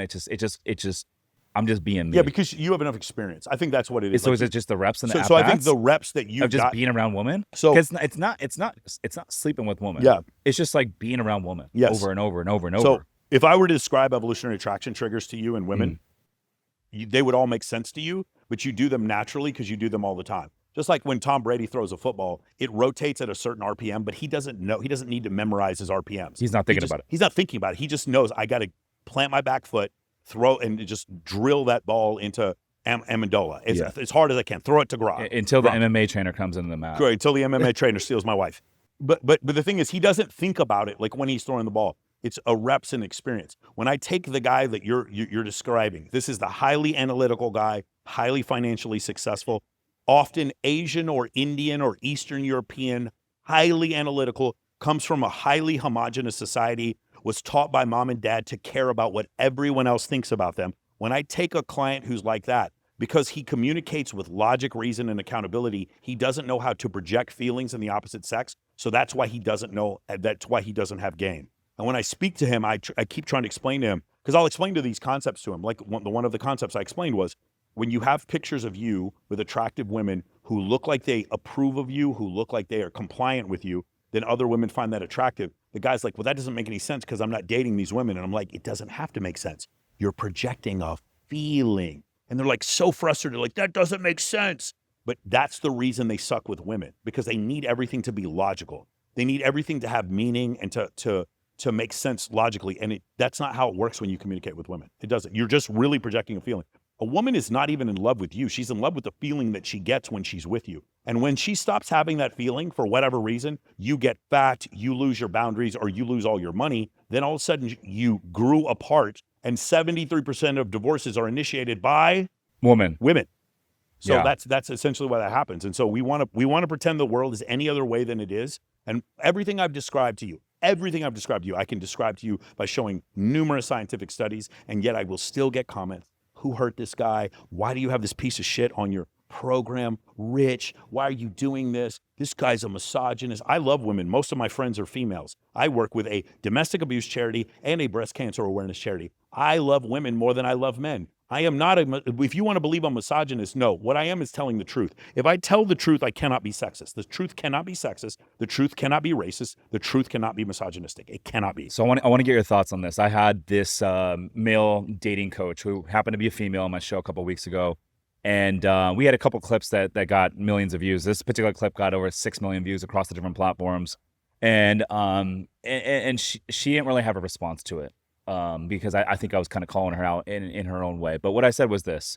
I said, if you go to Colombia and you go to some of these other like cities, basically a lot of cities around the world, except for the US, if you go to Medellin, Colombia, you will walk down the streets and you will literally see 9s and 10s on the side of the street, flipping burgers, making tacos, doing janitorial work on the side of the street, smile on their face, don't have anything materialistic, probably live at home with their parents, and literally don't even have a car, and just super grateful to be alive. Big smile on their face, just happy to be alive and grateful. Very approachable. They will entertain guys, very approachable. Now, on the flip side, here in the US, and this is probably the only country that's like this that I've ever been to, you can find girls physically on a scale of 1 to 10, on a 3 or 4, in the bottom half of that scale, overweight, that are overweight, not attractive, and pretentious, hard to approach, very challenging to date, not grateful, not happy, very hard to please as a guy. Why is that? Like, break that down. This is the only place in the world. And like, when I go to these other countries, and this is not Medellin, Colombia, like I'm talking Brazil, Australia, Ukraine, Ireland, Hungary, like any of these other places in the world, women are so freaking grateful and happy. But here in the U.S., girls are not easy to date. Why is that? So there's this one study. It goes over in I believe this was the results. The conclusion of the study was every single nation where the GDP rises, the birth rate always decreases. So there apparently is no exception to this. So as the standard of living increases in any country, the birth rate decreases. And part of the standard of living increases, especially in a liberal democracy, is women being able to have middle-class jobs. All those places that you mentioned, Hungary, Ukraine, Colombia, there is no middle class for women in those countries. And so because of that, they don't have as much upward mobility. So here's the conundrum, But you right? could, Australia could already. Yeah, you guys have middle class. sure, but Ireland. they also have a 60% tax bracket. Like they're not as economically viable there. I don't think there is middle class. But my point is, the U.S., out of all these countries in the world, the U.S. is the most skewed and the most challenging to please a woman. I'm not saying all women, Correct. but I'm saying for a lot of women, generally speaking, and for most of those guys in the middle of the bell curve that you're alluding to, and especially in the bottom half of that bell curve, it's good luck. Good luck. So I'll explain the difficulty here. There's two forces that are going on here. For women, because 68% of college graduates are female, this has a lot to do with Title IX. It's great. Women are becoming more educated. They have more economic mobility, right? So they have an opportunity to make more money. And when you look at the pay-wage gap, it turns out it's just a childcare gap. If you look at women who don't take care of children, they make about the same amount of money as men. They're on the same career trajectory as men. Sure. So women are being pushed up by the concepts of employment and education. So they're making more money. So these are upward forces for women. For men, we have downward forces. The downward forces are pornography, sedation, social media sedation, and video game sedation. These men are being sedated, and fewer of them are going to college, so they have less upward financial mobility. So men are being dragged down by these forces, women are being pushed up by these forces, and the way hypergamy works, women only want men who are across or higher than them. And so so just think of these two slides as women go up and men go down. Fantasy football drags them down too. Yeah, the fantasy football. The number of men that they can choose from becomes less and less. Dr. David Buss at the University of Texas at Austin writes an essay on this in 2016 about women pricing themselves out of the market. This is before COVID. He writes this. And so now what happens is women start to believe that they can get these men to commit, or it becomes more tenable for them to just say single for their entire life. And on top of the fact that, poor eating habits, we have the level of obesity in this country is crazy. 71% of people in this country are overweight. 41% are obese, and the number's higher with women than it is with men. Do you think that there's more attractive men, women have more attractive men as options in this country versus other countries, or do you think vice versa? I think they have men with higher standards of living in this country versus other countries. I definitely think that's the case. And I also think because there's, again, you don't, when women say, I don't need a man, well, ultimately we all need men. Men we have electricity and an infrastructure because of men. Approximately, we don't all need men. A woman can make $300,000 a year, buy a Glock, and have a security guard, and she doesn't need a man. So because that's happened, it's just, imagine how ungrateful you'd be if you grew up as a trust fund kid with $1 billion and every place you went. That's the worst. That's the number one way to fuck up your kid. Yeah, for sure. Is to just give them money. So you understand, you and I, because we were once poor, and we understand what that was like. Well, because women didn't choose us in our 20s, we understand what that's like. I've seen it, bro. 6 years ago, I was living paycheck to paycheck, and I was working full time as an air traffic controller, living in a 500 square foot studio. And I didn't have a lot of options. Yeah. So we have every day I go back and I just think about I'm grateful to be where alive. I came from. I'm so grateful. And so because of that thing, that's the reason why we're not spoiled. I can still enjoy barbecue, and I still enjoy listening to my family and watching a funny TV show. I'm not so bougie that I have to fly private all the time or anything like that. I still appreciate the world that I live in. I recognize half the Earth's population lives on $5 a day. Before the year 1850, half the Earth's population died before the age of 5. Before 1937, there were no broad spectrum antibiotics. I come to the realization of how lucky I am to be alive today, and I don't lose that perspective because I was once poor and women didn't choose me. So now if you're a woman, you go through puberty and now everyone chooses you. That's what it's like. It's social media has now amped it up to where it's you have this privilege of believing, and it's not, by the way, it's not just a privilege. It's not just delusion. There's so many men out now that are simps that they are actually they're funding this simp economy. No matter how much we want to complain. What's a simp economy? So there's the OnlyFans economy and there's the simp economy. Okay, what's the simp? OnlyFans economy is women turning towards pseudo sex work in order to make money, and that's growing at a certain rate. There's 1.4 million OnlyFans creators in the United States. The simp economy is growing way greater. The simp economy is that bottom third of men who have no options with dating. They're funding those women on OnlyFans. And so the simp economy is always going to grow faster than the OnlyFans economy. So that's why I tell guys all the time, you're never going to teach these women a lesson. These women if a woman's making 50 grand a month on OF, this idea that you think she's going to just go back to being a traditional housewife is absurd. Just accept the world the way that it is, right? Don't think that you're going to change it. I tell my clients to say this all the time. You're never going to teach these women a lesson. Stop trying to teach women a lesson. Women are going to do whatever they want to do. What you need is have multiple options with multiple women. And then from that group of multiple women, then choose the one that fits your lifestyle the best. And that is generally, like I said before, the one that requires the least amount of stimulus is going to be the one that's going to make you the happiest. Okay, so I want to get your thoughts on this because I've been on both sides of the spectrum. Do you think that most men in America actually value a woman that is a high income earner, like a doctor, an attorney, someone that makes 200 grand, 300 grand, 400 grand, because together their combined income is going to allow them to go and have more options, travel, take more vacations, etc.? Or do you feel like most men value a woman that basically is going to be a stay-at-home, raise the kids, play more of a submissive role? Because I've been on both ends of that spectrum. When I was working my full-time air traffic control job and I was living paycheck to paycheck, I actually valued another woman that was maybe another controller or a girl that made 300 grand, 400 grand as a doctor and attorney, because I thought, man, together our joint income would allow us to have more options.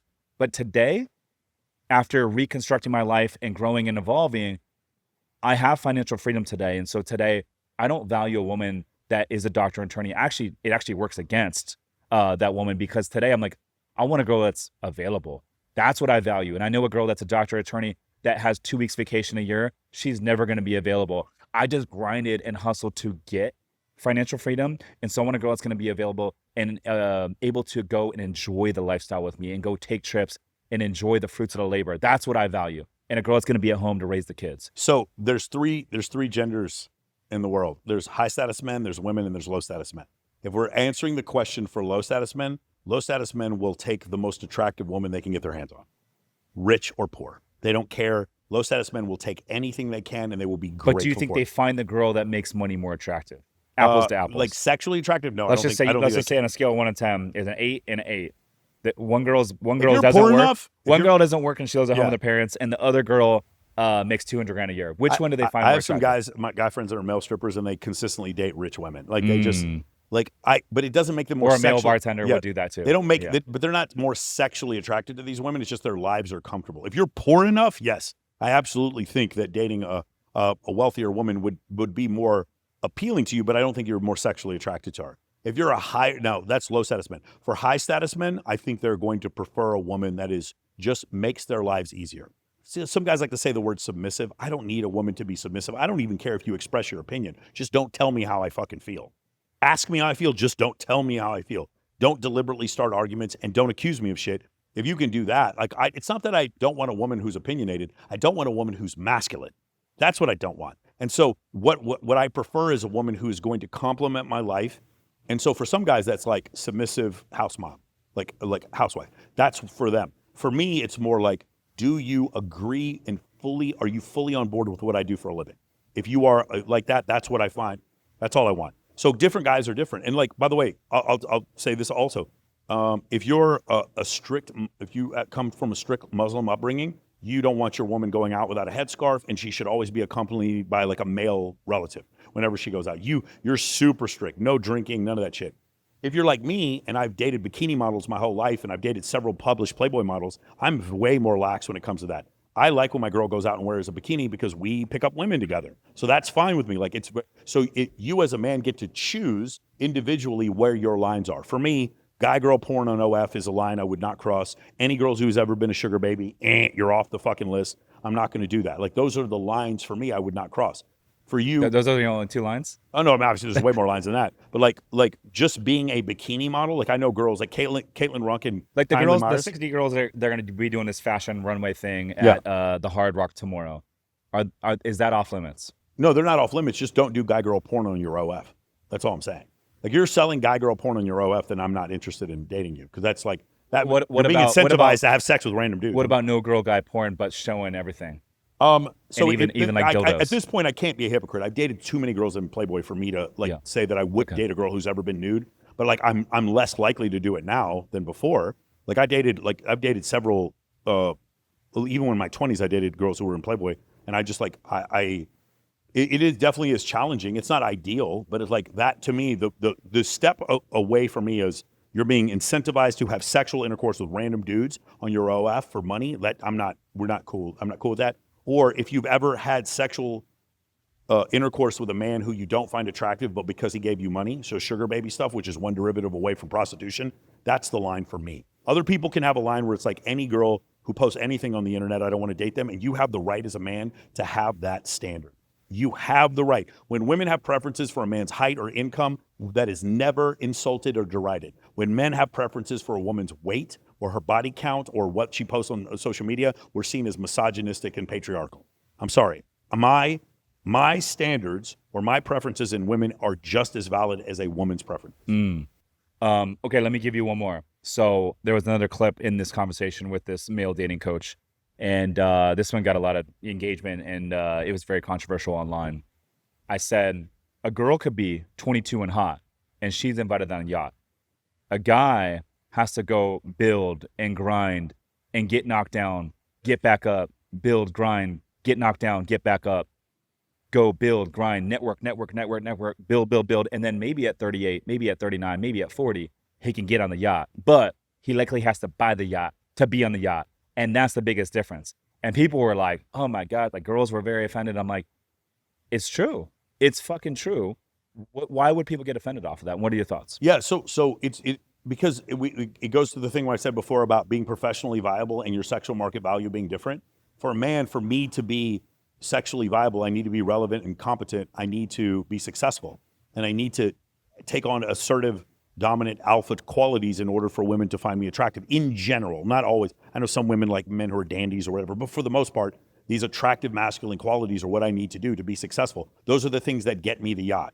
For a woman to get on the yacht, she needs to go through puberty and not eat too much. That's it. And look good, yeah. Yeah, it look good. But like really, I've seen girls that are very young and don't put any work into looking good, and they're still attractive, and they're still going to get invited on the yacht. And so when she doesn't even need to know the yacht owner. She's invited on the yacht. Here's the ultimate hypocrisy. When I was 22 and I was in college, and I met a bunch of 22-year-old women who were in college, they wouldn't piss on me if I was on fire because they were hot and 22. And older, wealthier, higher status men were trying to go out with them. Famous men were trying to go out with them. They had no interest in me whatsoever. And so I would have dated any one of those girls when I was 22, and I would have married them because I was like, oh my God, they're so beautiful. They're hot 22-year-olds. I want to date, and I would have married them, but none of them picked me, so I never got married. Then when I'm 45 and now I'm successful, these same 22-year-olds come up to me like, why don't you want to settle down? I'm like, you didn't want to settle down when I was 22, but now I'm invited on the yacht because I bought the yacht, and now I'm guilted because I don't want to settle down. No, why didn't you want to settle down when you were 22? Because you wanted to have your fun. Now it's time for me to have my fun. I'm in my 30s. Now it's time for me to have my fun. It's exactly the same thing. The difference is my peak sexual market value I have to earn, and your peak sexual market value, you have to go through puberty. That's the difference. That's big, dude. Yeah, that's why it is. But again, it doesn't mean you don't have worth to society. I had 2 female squadron commanders when I was in the Air Force. These women were awesome, strong, accountable, competent, great leaders. These women were terrific at that. But I wasn't sexually attracted to them because they were great pilots. That didn't make me attracted to them. They can be separate. I don't understand why we can't understand there's a biological double standard. Men are physically stronger than women. They're 100% stronger in their upper body and 50% stronger in their lower body than women are. We're 15% bigger than women on average. We desire way more sexual partners than women do. The average man wants as many sexual partners in his lifetime as the top 1% of women. It's just, why can't we just be different? What about women? What do you mean? As far as sexual partners they desire? I forgot what the number was, but for men it was like 20, and for women it was like 4 or 3 or something like that. Desired sexual partners. It doesn't mean that they will end up with a number higher than that, but when they were asked how many sexual partners do you want in your whole life, they were like 3, 4, something like that, and men were like 15, 20, and so the women who said 20 were like the most promiscuous women there were, and that was only the top 1% of women equaled the average man. As far as dating up, dating younger, we know women tend to mature a little bit quicker than dudes. Yes, about And 18 I think months ahead that's of a us. fact. Yeah, it's a Yeah, fact. women are about a year to 18 months ahead of us as far as a woman could be development. 24, 25 and fully mature. Yeah. Meanwhile, a male could be 24, 25 and still be a little kid. There's guys out there that are 31, 32 that have no clue what's going on. They're still trying to figure out their way. But on the flip side, a woman that's 35, 36, 37 is now approaching that age to where they can no longer have kids. And so do you think that because of that, men are always going to date younger and women are always going to date older, generally speaking? Well, look, I mean, we could ask that question, or we could look at the question from the opposite standpoint. We look at Dr. David Buss's 37 culture study. He surveys 50,000 people. He goes through all these different tribes. So these are like ancestral tribes, and then it's like Norwegian people, and then it's Mexicans, and it's Indians, and it's Chinese. It's this incredible cross-culture study that he does. And so what he's looking for in the study are what are the things that all these cultures have in common? Older men dating younger women, all 37 cultures. We find it. And the higher the status of the man is, the greater the difference between him and his wife's age in all 37 cultures. We find so are women more interested in a man's ability to procure resources or the other way around? In all 37 cultures, women are more interested in a man's ability to procure resources than the other way around. And what are the top three that women are into? You mentioned like 10 of them earlier in the show. Oh no, those are attraction triggers. Okay. So it's different. So there's procuring resources is one of what? What would you call that? So that's not an attraction trigger? Yeah, it could be. So that we're talking about two different things. So like I'm talking about in evolutionary psychology, what are the things that we find the same in all these different societies? And then there's attraction triggers, which are defined by me, that are a little different, and they're not all attraction triggers. These are just the attraction triggers that I can help you with. So I can't make you taller or better looking, and I can make you richer, but that's not the point, because I don't want you to lead with money. So not using height, not using looks, not using money, not using drugs, and not using alcohol. What are the things that I can help you with? I can help you with competency. I can help you with relevancy. I can help you with access to scarce resources, networks, and locations. I can help you with humor. I can help you with charisma. I can help you with social proof, and I can help you with pre-selection. Those are freebies. Those are ways to attract women without using money. That's what those 9 are. That's all, and those are the ones I specialize in men of action. Are there other attraction triggers besides that? Yes. I mean, there certainly are. But those are the main ones that I can teach that don't require height, looks, money, drugs, or alcohol. That's why I teach those. Yeah, and that's why a guy could be 5'3" and become Jeff Bezos and have all the options that he could ever ask for. I have a client who's 4'11" who dates stunningly beautiful. 4'11"? 4'11". And it's so funny. Whenever we do sales meetings, I always I show him the picture of the guy, and I was like, he's 4'11". This is who he's dating. And my sales team is like, if you ever doubt this program for 1 second, then just look at this. This absolutely works. I'll show my I have one client, and I know I'm going to get hate for this, but he's 53 years old and his girlfriend's 22, and he doesn't spend any money on her. She's just super attracted to him because of the things that I taught him. Your ex is 22, and she was how old are you right I was now? 45 and she was 20. Okay, that's pretty good guy. Yeah, she was. My ex was 24. She was 22 when we met, but when we split up just recently, she was 24. I was turning 40. Yes, and by the way, the girl I'm seeing now, she's 30 and I'm 47, so she's 17 years younger than me. And I don't really care that much about that. I just care about how happy she makes. Like, how do I feel when I'm away from her? Do I miss her? When I'm with her, do I feel peace? When she calls me, am I worried I'm about to get accused of something? Like that kind of stuff. You guys have ever dealt with a girl with borderline personality disorder, or a girl who's never had a strong masculine figure in their life? This is kind of the difference when it comes to the stimulus thing. If a woman has never had a strong masculine figure in her life, then she turns to the media, her divorced mother who's bitter, right? She turns to big tech. She turns to pop psychology. What does pop psychology teach women about men in 2025? Men are either Homer Simpson, they're incompetent, or they're Jeffrey Dahmer, they're dangerous. All men are either incompetent or dangerous, so they're being taught, I don't need a man. If a woman grows up with that paradigm, then when you come along and you are both competent and not dangerous, you create a safe space for her, she doesn't know how to react because she's never had a strong masculine figure with which to respect. And so I have some clients that are fathers, and they're like, whenever my daughter brings one of her friends over, I can immediately tell if she has a father in her life. Immediately.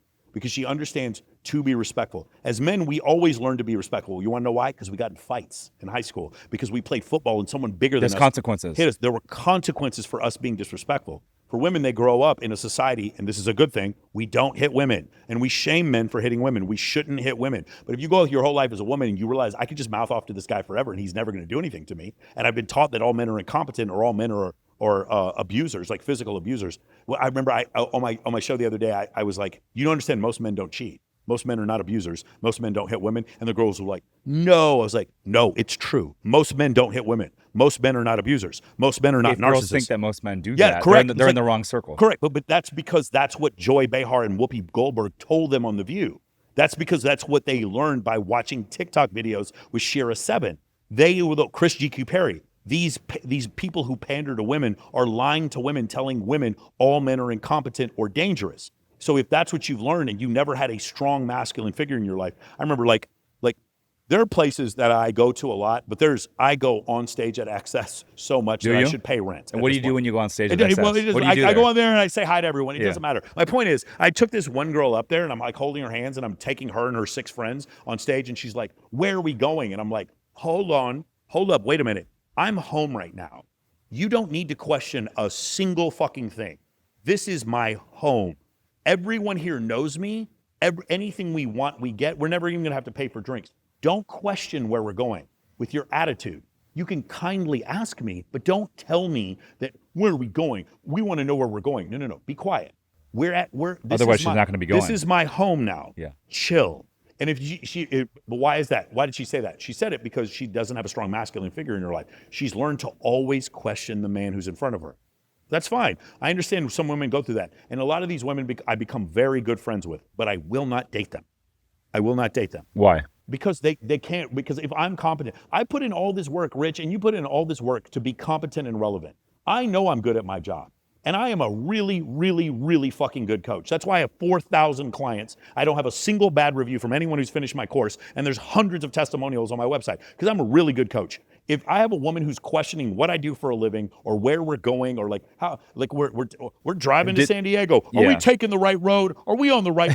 Stop. I'm a competent male. If you don't understand that, that's totally fine. No disrespect. You need to find some other dude. I will be respected. But do you believe that a woman could have no strong male figure in their life, but still actually get to a point where they're fully trusting another dude? It's harder. I mean, it's definitely better if they have the strong masculine figure in their life. And by the way, it's usually their dad, but it doesn't have to be their dad. It could be a religious figure. It could be they joined the military and it's an NCO that they served under. Some masculine figure that was both competent and safe. They need to, and they understand that they can respect him. So this is another big difference. As men, if I love you, I solve problems for you. And if we're friends, I respect you. We show each other respect. That's the way we show each other that we care about each other. I will respect, hey, your wife and you are fighting. I'm gonna stand up and I'm gonna go over here and I'm gonna keep my fucking mouth shut. You and I had a conversation about something confidential. No one knows. I don't snitch on my homies, ever. That's respect that we have as men. Right? We may get into an argument with each other, but it's going to stop at a certain point because we're not throwing punches because we respect each other. That's how men show love for one another. For women, the way they show love is this hot, fiery, mushy lava emotion that they have in their chest. And they're like, I would kill for my man. Why are you looking at my, and that they show love with emotion. And for me, a way a woman shows me that she loves me is not by the hot, fiery lava emotion that she has in her chest. It's by showing me respect even when she has this emotion. When she wants to pop off and get angry, I respect him because I love him. I'm not going to cause a scene in front of his clients, in front of his friends. I understand that even though I feel jealous in this moment, I'm going to wait till we're in private. I'm going to express to him that I feel jealous. Honey, you can always tell me how you feel. Always. Don't tell me how I feel. Don't tell me, you really like that girl. You're in love with your ex. Don't tell me how I feel. You can ask me how I feel. Don't ever tell me how I feel. And the other thing is like, if these guys out there are dealing with this right now, you're dealing with a woman who constantly accuses you. Like, again, if you're a competent man and you had an employee who was accusing you of shit with no evidence, you would fire him. If in the United States military, if you accuse another officer of a crime, you had better have evidence. If you're an officer, you accuse another officer of a crime, you are now guilty of a crime if you can't prove that this other officer is guilty. But your girlfriend apparently can just tell you that you cheated on her when she did. And Chris GQ Perry goes off and says, some women can tell they're being cheated on by a dream. Do you understand how insane that That's is? crazy. That's That is freaking just crazy. a complete and total, that is the worst woman pandering I've ever heard in my life. No, if you want to show me that you love me, then when you have that red hot fiery emotion, quell it till we're private. Express to me how you feel. Ask me how I feel. Let's have a conversation about it respectfully. When you do that, now I know you love me. That's the girl you marry. That's the one you spend 75 years with. That's the one you have kids with. That's the one you buy the And house you, for. you know what else is hot is when you're dating a woman and you get into your first disagreement, and you see how they maneuver that disagreement and how they recover it.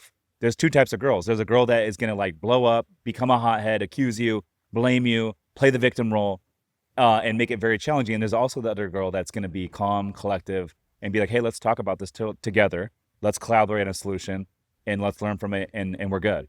There's two types of girls. The latter, I'm like, damn, she just got two notches hotter. Yeah, of course. It's so incredible. But here's the thing. I expect if you date a girl who's not very experienced with men, she's going to be obsessed with you. There's nothing wrong with you feeling jealous, honey. There's nothing wrong with you suspecting that I might be talking to some other girl. That's sexy. I don't mind that you're jealous. What I have a problem with is you telling me I'm cheating. Ask me. Or provide evidence. I don't need, like, we date women together. I don't need to cheat. That would be stupid for me to, that would be the dumbest thing in the world if I have a girl who's bringing women home for me to cheat on her. I would never, how stupid are you, bro? Like, I don't need And by the way, your 22-year-old ex was doing that.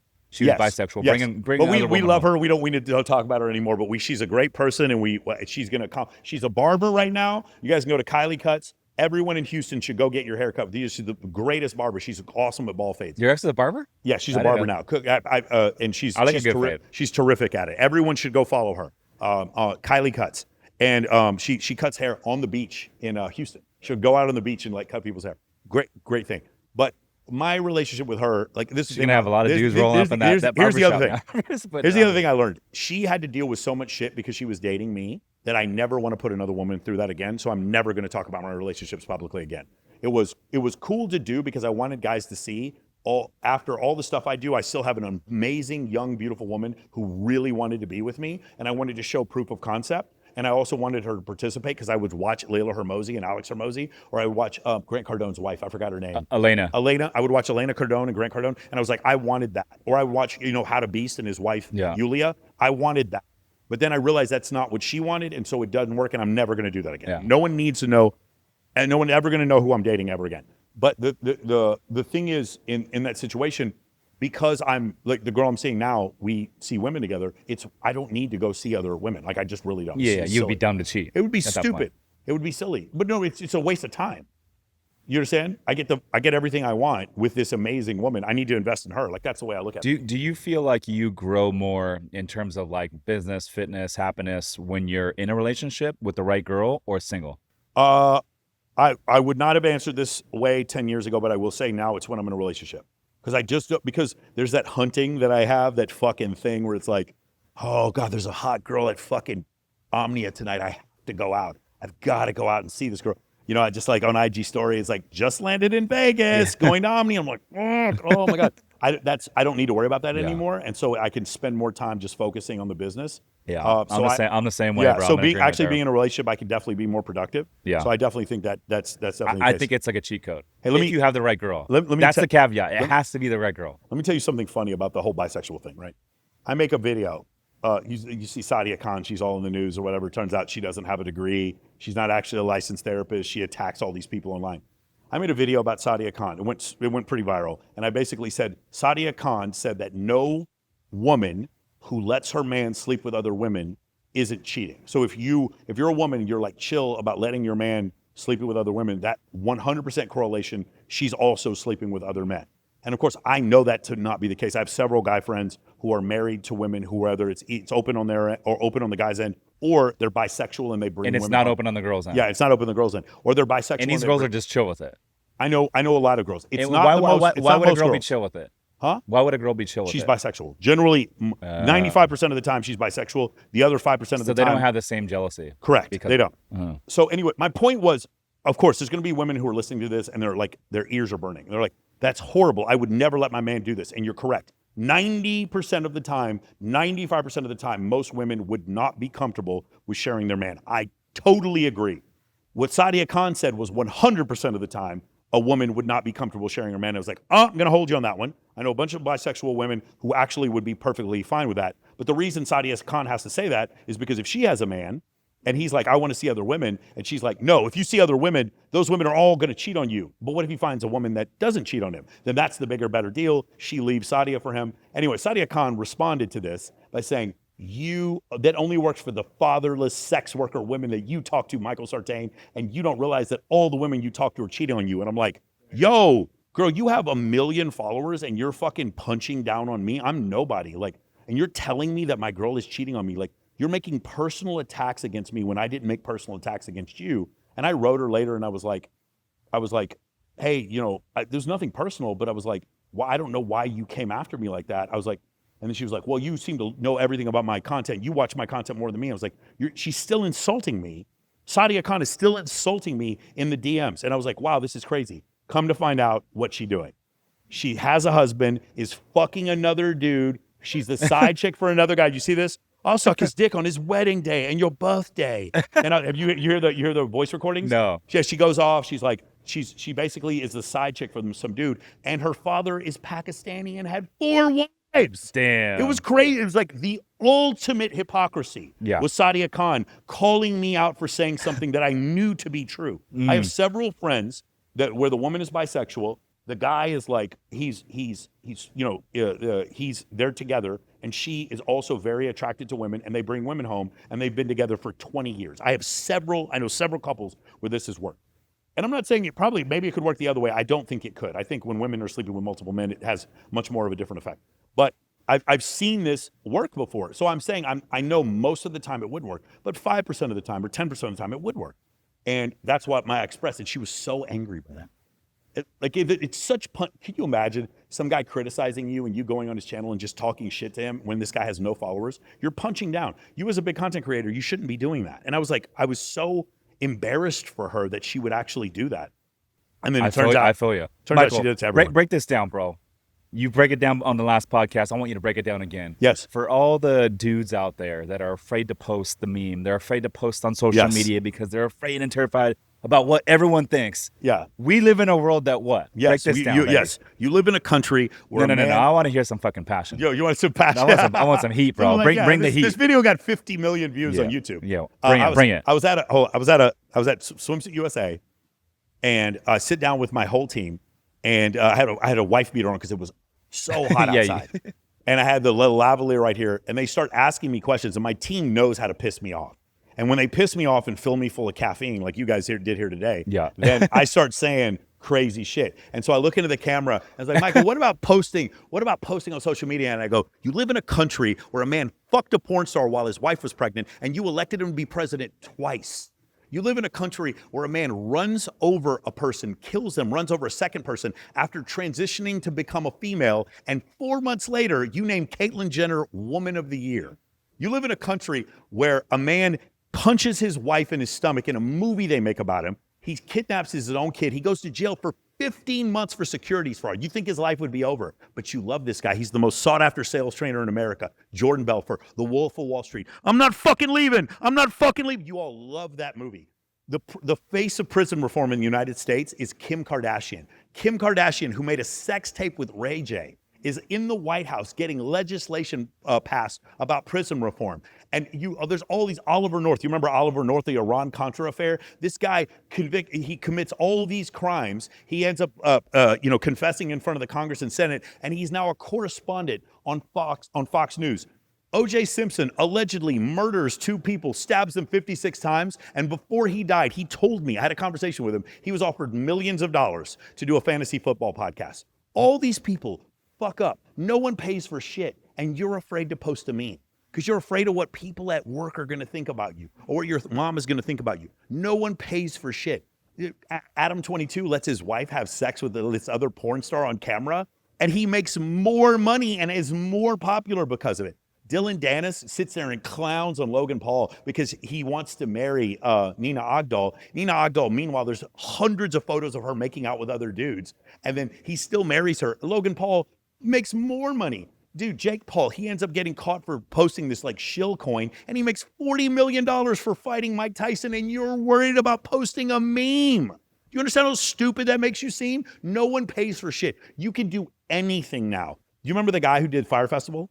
Firefest? Ja Rule. Ja Rule. Ja Rule, but Yeah. you remember the other guy, Billy McFarland? No. Billy McFarland, he goes and does an MMA fight. While he's doing the MMA fight, he's sitting there getting paid to do it, and Joe Rogan is sitting in the front row. It's like, we're living in an alternate universe where you can do everything wrong and still become a billionaire. It's the craziest thing I've ever seen. You remember, hold on, well, I got another one for you. Elon Musk put his dick in Amber Heard.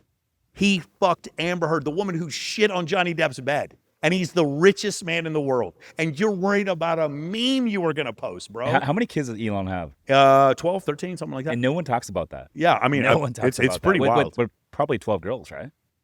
Maybe fewer than that, but he's had multiple with Grimes. So yeah, I mean, he's done that. But anyway, the point I was trying to make is people heard when I made that initial video, and it got 33 million views on YouTube. And this pro-Palestinian website got a hold of it, started reposting it. And then they basically thought I was shitting on America. I'm not shitting on America. I'm shitting on you for not taking chances, because if you're in America and you screw up, Donald Trump has multiple bankruptcies under his belt. He's made incredibly. Do you remember that one time he was trying? Do you remember that one time he was trying to impress that one news reporter by showing her top secret documents at Mar-a-Lago? He does this, and that's one of the felonies he was convicted on in the Southern District of New York. Okay. And no one cares. No one cares. No one cares, bro. People are caring about the 100% bonus depreciation, the tariffs, our interest rates coming down. I mean, speaking of Donald Trump, Joe Biden went out one time. He said he doesn't want his children going to school in the jungle. He was talking about busing. He didn't want his white kids going to school with black kids. He says it. You don't believe me? Look it up. He says it in 1977, and you still elected him president of the United States. And you're worried about, I'm going to go on a podcast and say something stupid, Michael. No one cares. Here's another thing. I have never had more people hate me in my entire life than right now. I have never had more people try to cancel me in my entire life right now, and I have never had more job offers. I've had people offer me jobs. Than right now. I've never had more people, more opportunity in my life than right now. Yeah. No one pays for shit. Take chances. The takeaway is this: when you're building, it gets lonely, and the less you give a fuck, the more dangerous you become. So this is what bet on yourself. This is what I tell my clients. When I fully choose to stop caring what people think about me, they become obsessed with me. Say this to yourself. If you guys are watching this, when I stop caring what people think about me, they become obsessed with me. Some of you think I'm making this up. Try It's it. true. It's the truth. Try going home for Thanksgiving dinner and everyone says stupid shit to you. People are trying to rile you up, your siblings, your parents, whatever, and stop caring what they think about you, and they will become obsessed with you. It makes no sense. It was one of the craziest things when Grant Cardone said the most hate he ever got was when he started making the most money. When you stop caring what people think about you, people become obsessed with you. And now your organic leads go up, your paid traffic goes up, everything goes up. Everything levels up. Everything levels up. And I have never had more people hate me than right now. This very moment today, CBS News came and interviewed me last week. Yeah. They CBS came out. News interviewed CBS Michael News. Sartain. Shout out to Adam Yamaguchi, who's correspondent from CBS News. End of this month, CBS News is doing a report on why men are falling behind. And they're interviewing Professor Richard Reeves. And they wanted some red pill manosphere guy. Well, if you guys know me, I'm the wrong person to interview because I love women. I'm not really red pill, even though Rollo Tomasi's one of my best friends. I'm not really a red pill guy. I don't believe in a lot. I think men should have tons of female friends. They interview me. And while they're interviewing me, like you could tell, like the interviewer's confused because he's waiting for me to be this knuckle dragging, like homophobic, woman hating, Bible thumping, red pill dude. He's expecting. And by the way, I'm telling him, it's like we as men, because we're bigger and stronger than women, it's our job to protect women. It's our job to make this world a safer place. And he's just like taken aback. He doesn't expect any of this. And I'm going to get so much hate. CBS are going to say so much shit about me. And the London Times wrote an article about me 2 months ago. Everything in the article is complete fiction. They made up everything in the fucking article. Like none of it's true. Some guy comes onto one of my boot camps undercover and he just says that I said a bunch of things that I provably never said. I have witnesses that'll say that I never said anything. It goes in the London Times. I get asked a bunch of questions about it. I get more hate. Last month, record-breaking month. Most guys ever joined Men of Action last month. After all this shit I take, it's incredible. And so now what'll happen is you'll get to this point, and I'm sure you're at this point, Grant Cardone's at this point, Brad Lee's at this point, Dan Fleischman's at this point, Wes Watson is definitely at this point, where it's when they really, really hate you, and then you look at your bank account and you're like, holy shit, this is how it works. This is That's the game right there. That's the game. And so some of you guys are watching this right now, yourself. and you're holding on so dearly to this like persona that you want to keep. And it just like, I would rather tell the truth. I Well, can dude, sleep I'll better at give you an night. example of it. Most real estate investors, and when I first got into real estate, I thought you got to be buttoned up, you got to be in a suit and tie, you can't have a hat, you can't have any tattoos. And guess what? I have a fucking neck tattoo, I have hand tattoos, I wear a hat, I say whatever the fuck I want to say. And guess what? The more I do that, the more I win. The more people bring me deals, the more investors I get, the more capital I get, the more I win. It goes full circle. The more you don't care about what people think about you, Yes. the more they become obsessed with you. That's how it works. Break this down. What is the real reason he has no IG? Oh, this is Break this down. this The is- real reason he this has makes no many IG. things. So I came on this last Yeah, time and I yeah. said, ladies, you think that you're dating Bob, and that Bob's just so busy. Bob's a CEO of a Fortune 500 company. I had one girl tell me, Bob's the president of Bitcoin. I'm like, Bitcoin doesn't have a president. What are you talking? She's like, Bob is this famous, he works in oil or whatever, and that's why Bob doesn't have an Instagram. No, honey, Bob doesn't have an Instagram because he doesn't want you to see his wife and kids. That's why. And girls got so angry, like, and my favorite part, if you guys go back and watch that clip, go look in the comments. There's all these dudes are like, bro, why are you dry snitching? Yeah. Why are you snitching on us, dog? Yeah. Why are you saying? And the women are still like, no, that's not true. He's just too busy to have an Instagram. Bro, and these women are like, you're dating some dude in San Diego. You've never been to his house. He's driving a Bentley, and he comes up and he's taking you out to all these different places, and he has no Instagram. You're dating this good-looking guy who lives in Southern California and has no Instagram, and you actually think he doesn't have an Instagram. He has one, or he doesn't have one. He just doesn't want you to see his wife and kids. That's why he doesn't have one. And these women are so clueless. And then here's what happened. So after we did that thing, I got so much hate. And then I started getting these messages I from saw girls. you in the DMs. These girls DMing me, and they're like, yeah, you're right. Yeah, it turns out this guy he had a wife the whole time. Damn. And other ladies, I'm gonna say another thing. There's some lady right now, you're looking at me right now. You're dating a guy, and he's technically married, but he's separated from his wife, and they're about to get divorced. Honey, I got bad news for you. They're never getting divorced. He's not leaving her for you. I know you're sure. I know the promises he tells you when he gets to the hotel rooms in the middle of the night. I hate to be the one to tell you this. He's never leaving his wife for you.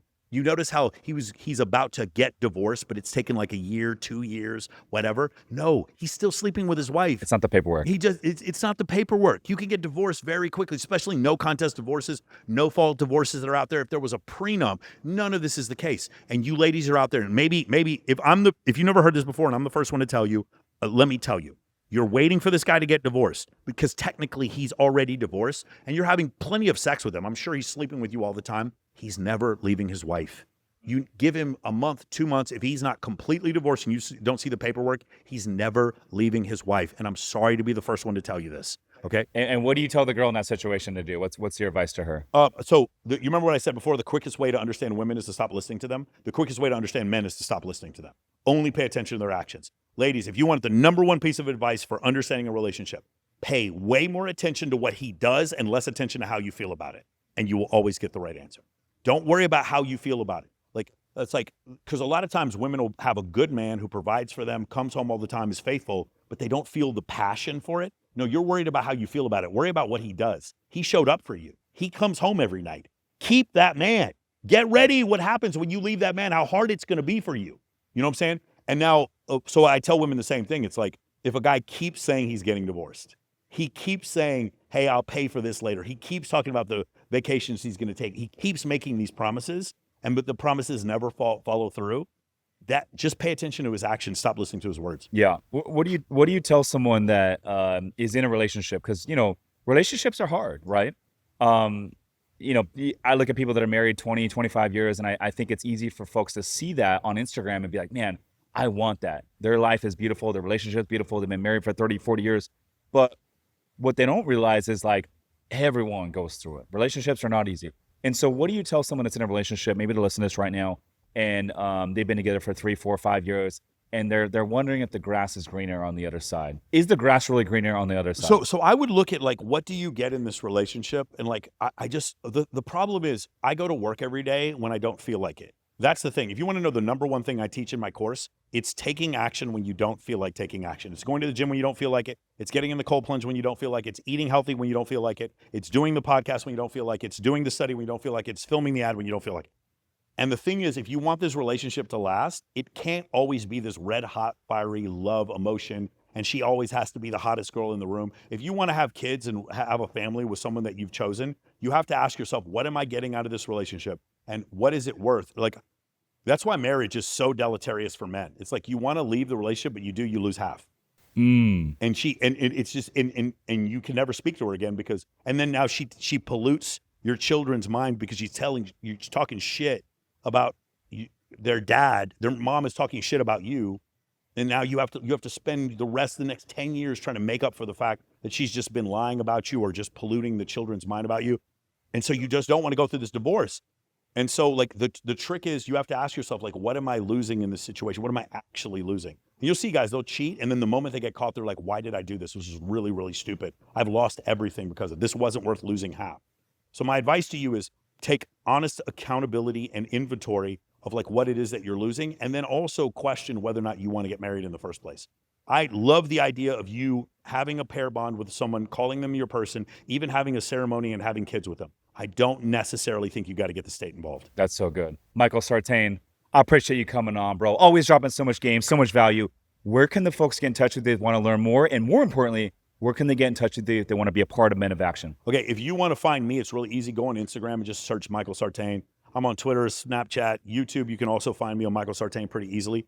If you want to see more, if you're like not sure, go to moamentoring.com/testimonials. There's hundreds and hundreds. Go through just make yourself a promise. I'm going to go through the first 100 testimonials. They're video testimonials. Also, you know, the FTC states that if I compensate any of these people for testimonials, I have to annotate that. Not a single person was compensated. Every one of those people came to us and said, we want to do a testimonial for you. Hundreds and hundreds of testimonials of guys whose life I've changed, everything from being divorced and just being zeroed out, not understanding women, to guys considering self-deletion, taking their own life, and me helping them in those situations, helping fix their business, helping them get their dream girl, helping them get the abundance they want with their social life, their networking, their dating, their leadership, and their accountability. I'm there to help you. If you can't replace your girlfriend, you can't replace your job, and you can't replace your social circle in 15 minutes, you don't have enough abundance. It's my job to teach you to have that level of abundance. If you want to learn more about that, we have a new program out. It's $27. There's all these articles about like everything I sell is $10,000. It's $27. There's a London Times article saying that it's $8,000 to come to one of my boot camps. Just like complete fiction.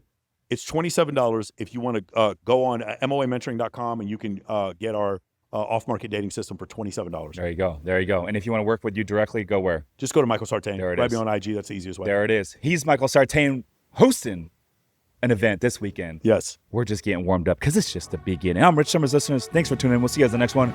Peace.